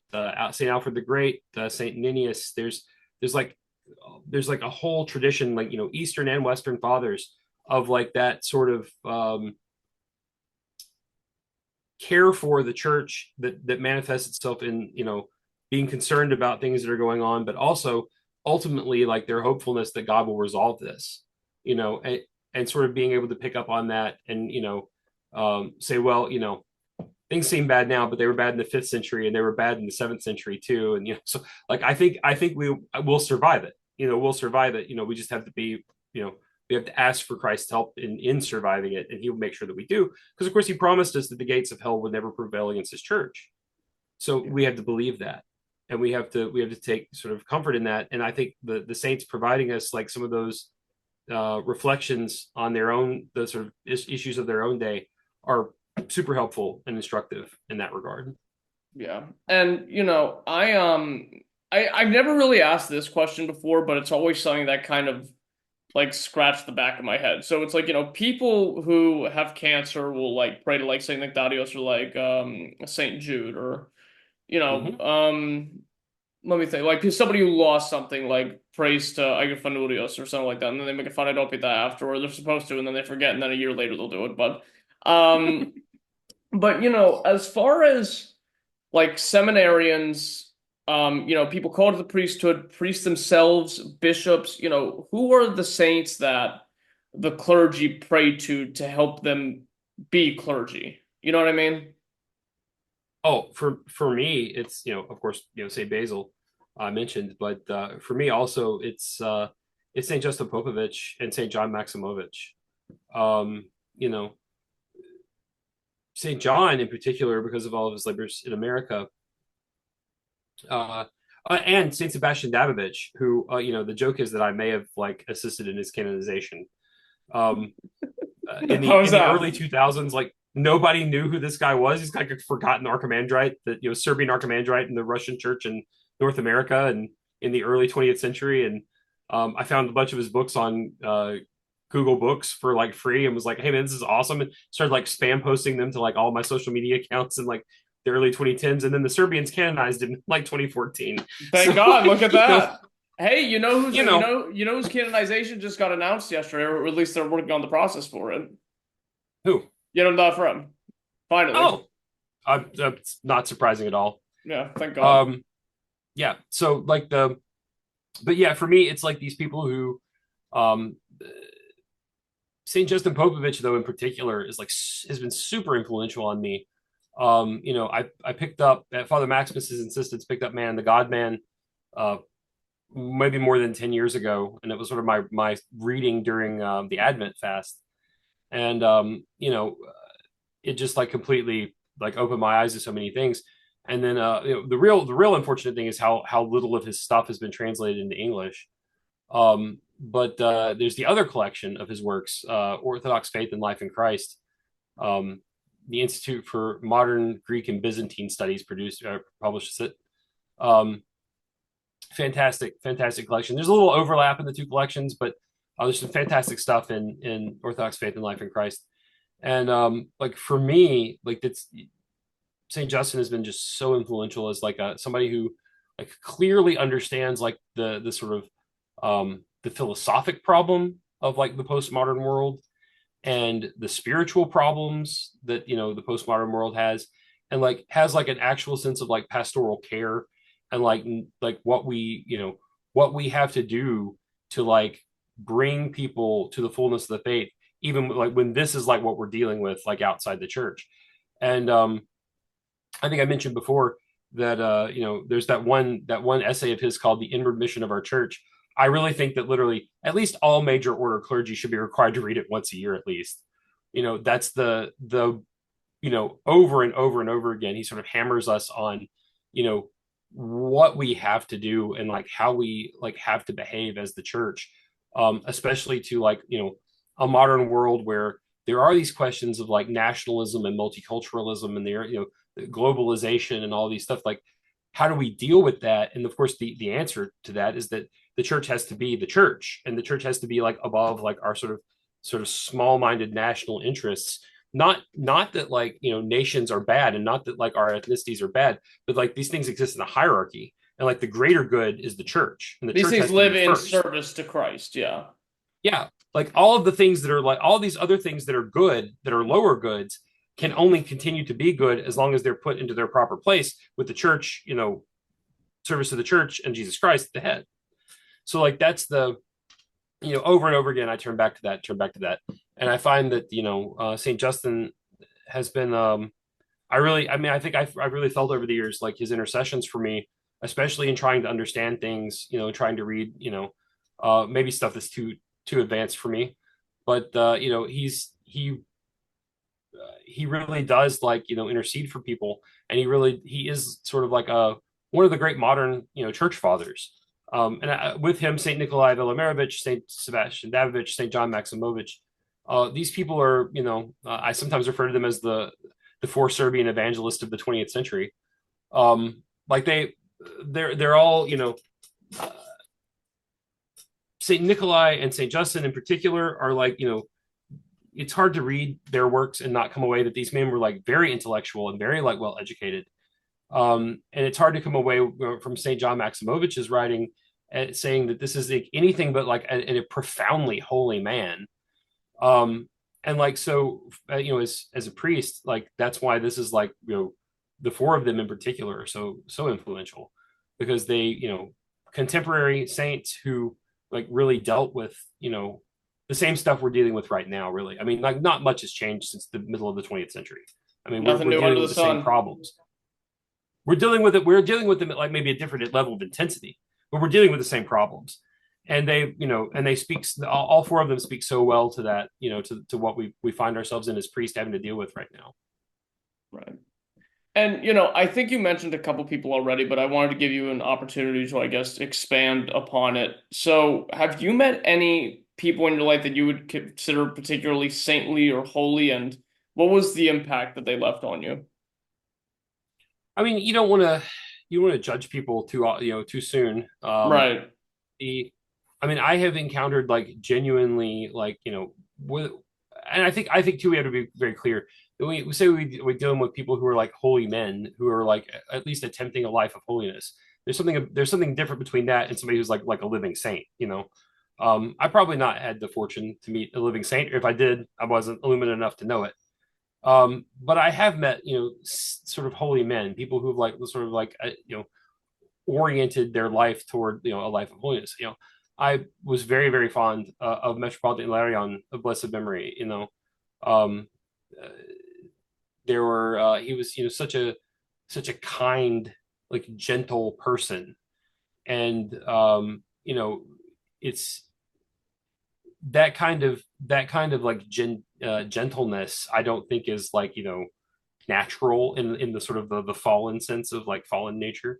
I think it's something that comes from like the grace of the Holy Spirit and like the fruit of the Holy Spirit, and so like it's one of those things like, just seeing how he interacted with people, how he dealt with people, even people who were very difficult to deal with. You know, I he was always kind, like unfailingly kind to people, and obviously I love Father Maximus a great deal. He's been my spiritual father for more than a decade, and I wouldn't puff him up too much, but without him, I don't know, I wouldn't be here. He's up there for me too. I agree. Yeah, I genuinely love him, and I think he would laugh at me, like, saying like he's a holy man, but no, I think, like, he's somebody who a great deal of like his sort of like teaching and wisdom has rubbed off on me in ways that I sometimes don't even realize until somebody points out. My wife literally last night, we were talking and I said something and she's like, that was like a pure Father Maximus. Like, I just like saw and heard him like talk like out of your mouth, and I'm like, I'm sorry, if it's any kind of compliment, you remind me of him a lot. So yeah, well, I mean, that's good, because you should sort of take on like the air of your spiritual father. But no, I mean, he's somebody who's been super influential on me, because he's never shied away from me asking him questions, and he's also been like, was always like super like clear with me, even as like sort of a young man who wasn't like super like clear on like the direction of my life, or and like maybe too much energy and still too much enjoying the blood sport combat of theological discussion on the internet. But this notion that like that there's not like some like binary choice between like being interested in like sort of this like sort of theology nerd like deep stuff and like prayer and fasting. That there's not like it's not like, oh well, this is like sort of peasant spirituality over here and this is like the real stuff that we're all doing, and like there's not or like this sense of like if like this person has all the right enemies, they must be good. It's, you have to evaluate everyone sort of independently and sort of judge things independently, not based on what the appearances are. Bad people can dislike you and you can still stink. Trust me, I'm one of them. Oh yeah, no, like it's true. Like there's absolutely true. I mean, like there was a time where I was one of the most hated people in the orthosphere on the internet. So like I understand. I think his like influence on me has been like so profound in ways that I don't even really know. And I don't even see, until somebody points it out sometimes, that like, but the love of the fathers, and like the particularly like the kind of reverence and care that priests in particular have as like filial sons of the Holy Fathers, that we have to hold them in reverence and respect, and like we're not allowed to just sort of like disagree with them like just because we do. I mean, like we have to like consider them as like not our equals but very much our superiors, and we have to like we treat them with reverence and respect, and that we have to like safeguard the tradition that they've handed down to us, even if sometimes we don't understand why. I mean, like there may be things that we don't understand why the fathers insisted on doing something a certain way, or this particular like phrase that they insist we use Christologically. Like even if we don't understand that, the particular reason for it, we have to trust them, and we have to do what Saint Gregory Palamas says, which is he says that the Orthodox faith consists in this: having unwavering trust in the Holy Fathers. And that's really what, if nothing else, like that's what Father Maximus has given to me, is like this like sense of that we have to trust the Fathers, and we have to our first response to any question that we have is to go to the Fathers and find out what they said, and to really think and pray about that, and never to presume to judge them. I mean, like, I encounter people who like, want to say stuff like, St. Gregory of Nyssa was wrong about this, or St. Maximus the Confessor wasn't quite right about this. And I'm like, you must be a lot holier than I am. Yeah, maybe you could go correct him. I won't do that. I mean, like you must be a lot holier than I am, that you think that you can like you're competent to correct Maximus the Confessor or Gregory of Nyssa. I on the other hand want to err on the side of, well, I don't quite understand what he's getting at here. I'm just going to assume he's right, and that I'm too stupid to understand it, or too not illumined enough to understand it. Yeah. But like, but it's safe to say that, he's probably right and I'm probably not. Well, that's why the system of like the agreement of the fathers works so well, because I would say well over 90% of everything every saint has ever said was right, and that 90%, and that well over 90% of the controversies that we think happen between saints is our misrepresentation of what was actually being said between them, unless it was explicitly said. So there's a great work, it was translated in English probably a decade ago, Christos Arabatzis, patristic hermeneutics.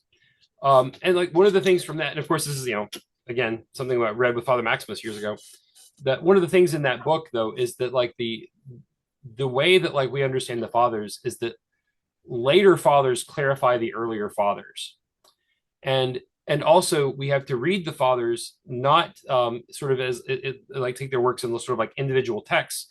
We kind of have to have read like widely of like their whole body of work to get a sense of their thought about any particular issue. And then we have to realize that like even illumined people,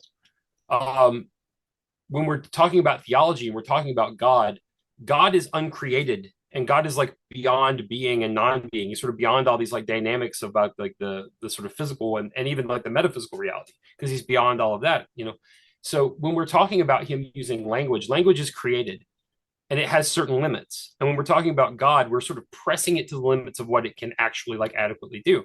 And so one of the things Arabatzis says is that, even illumined people can sometimes have mishit verbal expressions when trying to describe God. And so when we come into a statement from one of the fathers that we think, hey, that doesn't sound right, like we have to assume not that like they are heretics or that there's some wrong opinion, but that like whatever this is like, this verbal construction they put together to try to describe this just didn't land, or at least didn't even land individually, because it could just be us that doesn't catch on. Sometimes it is just us, like we're not holy enough or smart enough really to be like compare it to be like on their level. And so the safe bet is to say I just don't understand it. And if maybe I'm confident that I do understand it in some way, like, and it just doesn't make sense, well then it's just that like being created beings using a created medium to discuss the uncreated, they just whatever it was just didn't quite gel in that moment. But what we can't do is like ever say that like one of the holy fathers, the God illumined fathers, like engaged in heresy. That's nonsense. That's nonsense. Like we don't, the church has never like canonized heretics. I mean, we don't as a routine do that. Especially not somebody that we've held in reverence for like 1,000 years. So we also have to realize that like some of the early fathers, like the sort of the theological vocabulary was not standardized in their time. They're using sometimes wildly different words to describe the same sort of reality, and so we have to read for meaning, not just for word equivalence. We can't assume that, and correcting for translation, which is also like a whole nother thing. Right, of course. And like we can't assume though that like if one of the early fathers is talking about physis, that he means like nature, because he's obviously talking about hypostasis. I mean, like there's we can't assume that early fathers who use like prosopon to talk about hypostasis, that they're heretics, that they're like some like Sabellians or something, or modalists, just because they're using that word. We have to sort of realize that like it was really Maximus the Confessor who standardized like what words we use to talk about stuff theologically, and that everybody before him was kind of just sort of much more loosely using a lot of this Greek terminology.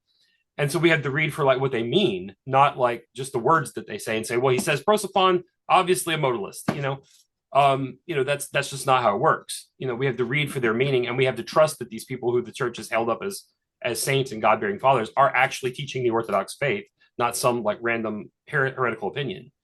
And the other thing is that, I think that one of the things that we come to with that too is like this knowledge that like, if you think about like a choral piece, like a concert choral piece or whatever, that if you looked at like the individual pieces, like if you like looked at like just the treble line or just the bass line, you would think like these people are singing different things. You know, these are different notes. Like, how can they be? It's not the same. But when you hear it all together, it's like a harmony. It's like an actual like song, and like that's how the Holy Fathers are. I mean, they're not all singing the same note, but they're all singing the same song. And so you got to like step back and like hear like the whole music, not just like focus on like the individual thing. We're supposed to look for the harmony in the Fathers, and I think a lot of times people look for like these little tiny error like places of like where they think there's disagreement to like expand like a breach there to have an opening for themselves. So we have, could like, be their the own ones that are so opinions. prideful and we can make the corrections because we're just so great, right? You know? Well, it's not. Well, it's that, but it's also the idea that like that opening that space, like, well, there's disagreement among the fathers on this. You know, opens up a space for like, well, my opinion about this is just as valid then if Yeah, there's like exactly. disagreement Yeah. among the fathers. You know, and it's like that's again, it's pride, but like you know, it's just unsound as a methodology, and it's certainly not like it's certainly not the traditional one, and it's not what's been handed down to us. Like that, that's a very It's unsustainable. Western academic mindset. Yeah. I'm sorry, what? I would say it's unsustainable, you know, that way of thinking. We wouldn't have the formation of patristic and theological writings as we do now if everybody was always trying to think like that. Yep, exactly. And like, you know, we see on the other hand that like people like Maximus the Confessor, who quite frankly was probably the greatest genius level intellect of any human being that's ever walked this earth other than the Lord, and Yeah, was probably. also holy, you know. Mhm. So he's got like two great things going for him. And like he constantly defers to, you know, the earlier fathers and says, you know, well, you know, our father, the, you know, and not only that, but like you'll see in certain of his writings, like the the mystagogy, he defers to his spiritual father, who's, you know, he's like, as you know, the old man told us, this, you know, and of course his spiritual father was Saint Sophronius, the patriarch of Jerusalem. But like he sort of constantly defers to him in certain of his writings about like, you know, here's this guy who's like literally operating heads and shoulders above like average people, you know, and not just in terms of like raw intellect, but also holiness. And you know, in the meantime, he's not even bothering to give us like his own interpretation of like what goes on, like the mystagogical import of the divine liturgy. He's just like literally saying, well, you know, the old man taught us this, the old man taught us this, you know, literally like, you know, passing along what his spiritual father taught to him. And like that's the real essence of orthodoxy. And I think this is, you know, going back to things I've learned from Father Maximus, is that orthodoxy is not something that you learn from books and from engagement with like books. It's like the real tradition has been handed down one spiritual father to spiritual son since the apostles. You know, it's passed down. Like, you know, Paul says to Timothy, I handed on to you that which I also received. You know, that's you know, that's the apostle Paul doing that. So like that's the essence of tradition, is to like what's passed down to us, sometimes in like this sort of, and it is in this like initiatic sort of way. Like we're initiated into the church through the grace of baptism and chrismation, and like we continue to be initiated deeper and deeper into like the spiritual life, into the mysteries of the church through our spiritual father and through our connection to that. And like if we're not actively doing that, and if that's not the experience we're having in the church, then we're not actually having an experience of the Orthodox Church, but in like some other sort of like alien academic based religion. Yeah, I know exactly what you mean, and I agree. And coming back to kind of your personal experiences, in your time as a clergyman, what do you think you would consider as the most impactful or striking moment or event? If you could lay one down. Yeah, so sort of maybe two things. Day of my ordination, being ordained at the Holy Altar, and having, you know, sort of holding the body and blood of our Lord in my hand, and you know, being instructed and enjoined by the bishop, you know, about what that means. I mean, like I totally broke down. You know, I was like, you know, like a big sobby, ugly, crying mess because I'm like totally unworthy of this, you know, and the reality of it like really hit me, you know, that I who am a sinful and unworthy man am holding the body and blood of the creator of the universe in my hands right this moment. And like that's a thing. That's a lot, huh? That's heavy. That's kind of heavy. And then like the very next day, we're serving Sunday of Orthodoxy Vespers at the monastery. I was staying at Father Maximus's St. Dionysius up in New York. And we're doing the icon procession, the procession with the icons and the relics and stuff, and he literally just like reaches over on the altar and grabs the reliquary that has like a finger bone of Saint Dionysius the Areopagite in it and hands it to me and says, "Here, Father, you carry this." And like I'm like the only thing I can think of like the entire time is like I'm holding like the Areopagite in my hand. Like how has this happened? You know, like how did we get to here? How you did know? life get us? Yeah. Like Yeah. I'm not even like I don't even think I like paid attention to like anything else in that service. I was just like concentrating on like well, I gotta not drop this. And like how am I like what am I doing? What am I doing? You know? It was like just profound, like this profound moment. Because that's kind of how this like that's how that this journey started with me, is that, you know, Father Maximus destroyed my master's thesis on the Areopagite. And you know, here I am, you know, after that point, I was that like 8 years later, I'm you know, I'm ordained to the priesthood, and I'm literally like at his monastery holding a piece of the Dionysius the Areopagite in my hand. That's It was like so this like moment funny. of like completion that sort of like, you know, felt like, oh wow, this is like a weird story that got us to this point. That's you know? funny. But yeah, no, it was a profound moment. It's like totally profound moment for me that, like, you know, I couldn't, you know, it's still some ways can't believe it. You know, it was like this, like, you know, crazy, you know, not a coincidence because we don't believe in those, but like it was just like this strange thing.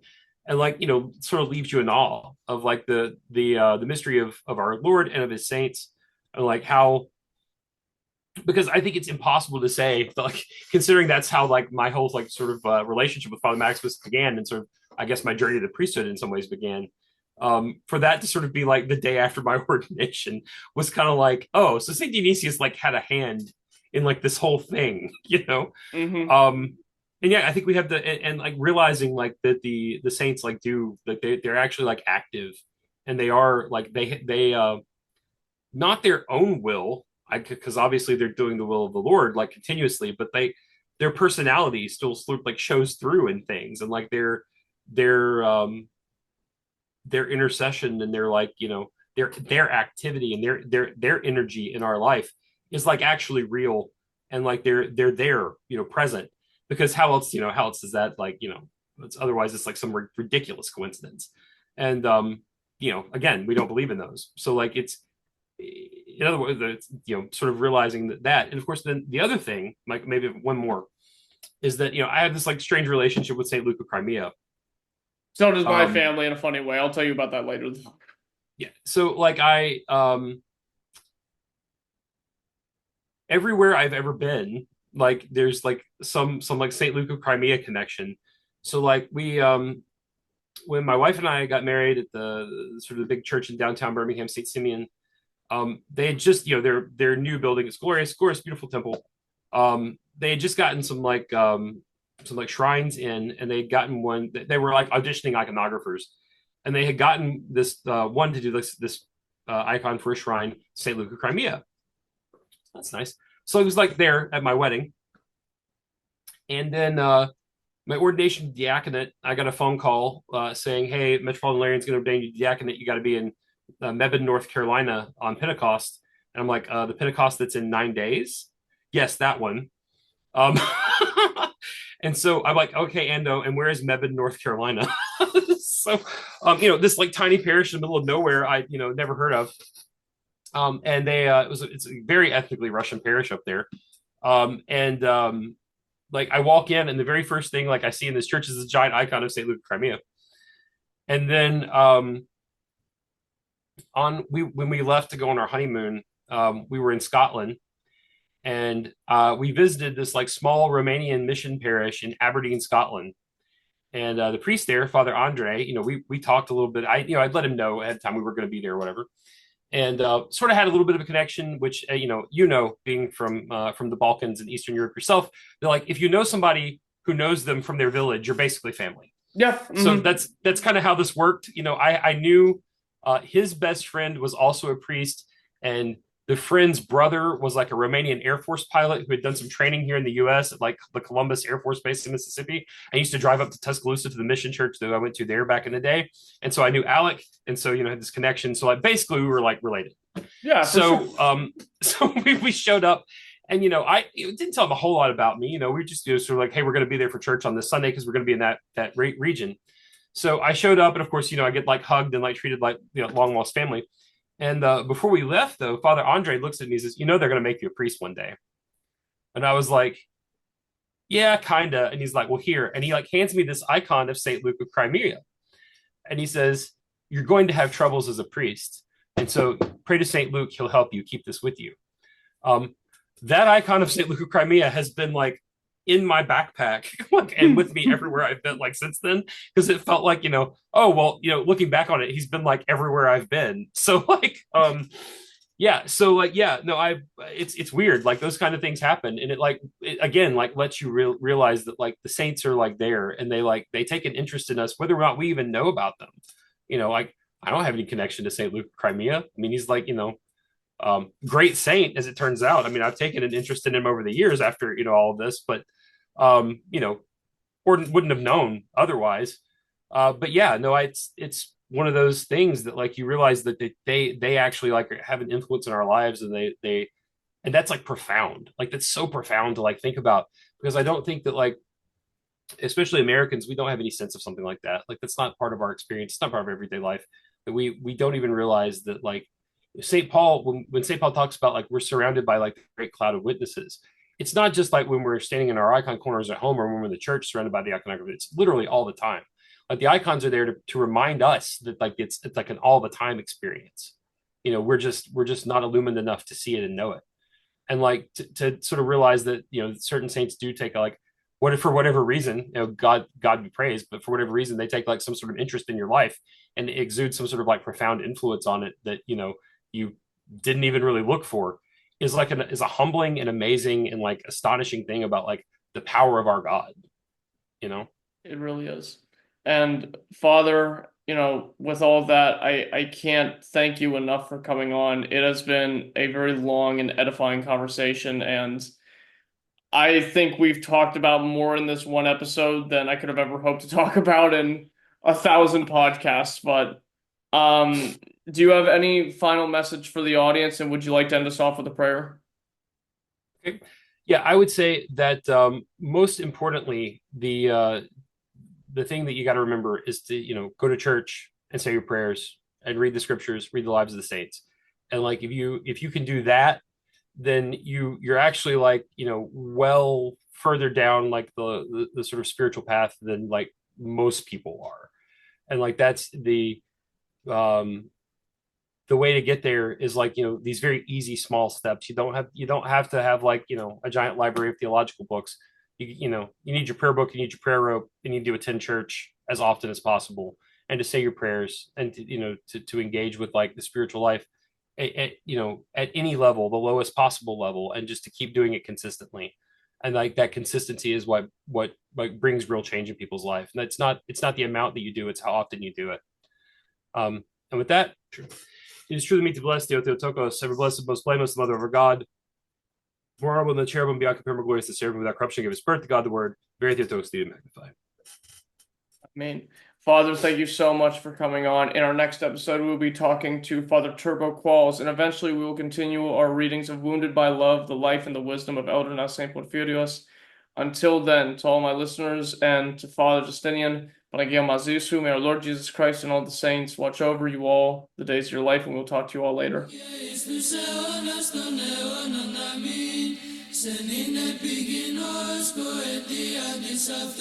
Απολύας ως μισή ο Θείος μου Υιός, σιγαρκατάκησε όλος τη αμαρτία και παρεδόθης τελείως τη ραθυμία της εξαναστήσης εκείμενο. Kyrie Iisus Christe eleison, Kyrie Iisus Christe eleison, Kyrie Iisus Christe eleison, Kyrie Iisus Christe eleison, Kyrie Iisus Christe eleison, Kyrie Iisus Christe eleison, Kyrie Iisus Christe eleison, Kyrie Iisus Christe eleison, Kyrie Iisus Christe eleison, Kyrie Iisus Christe eleison, Kyrie Iisus Christe eleison, Kyrie Iisus Christe eleison, Kyrie Iisus Christe eleison, Kyrie Iisus Christe eleison, Kyrie Iisus Christe eleison, Kyrie Iisus Christe eleison, Kyrie Iisus Christe eleison, Kyrie Iisus Christe eleison.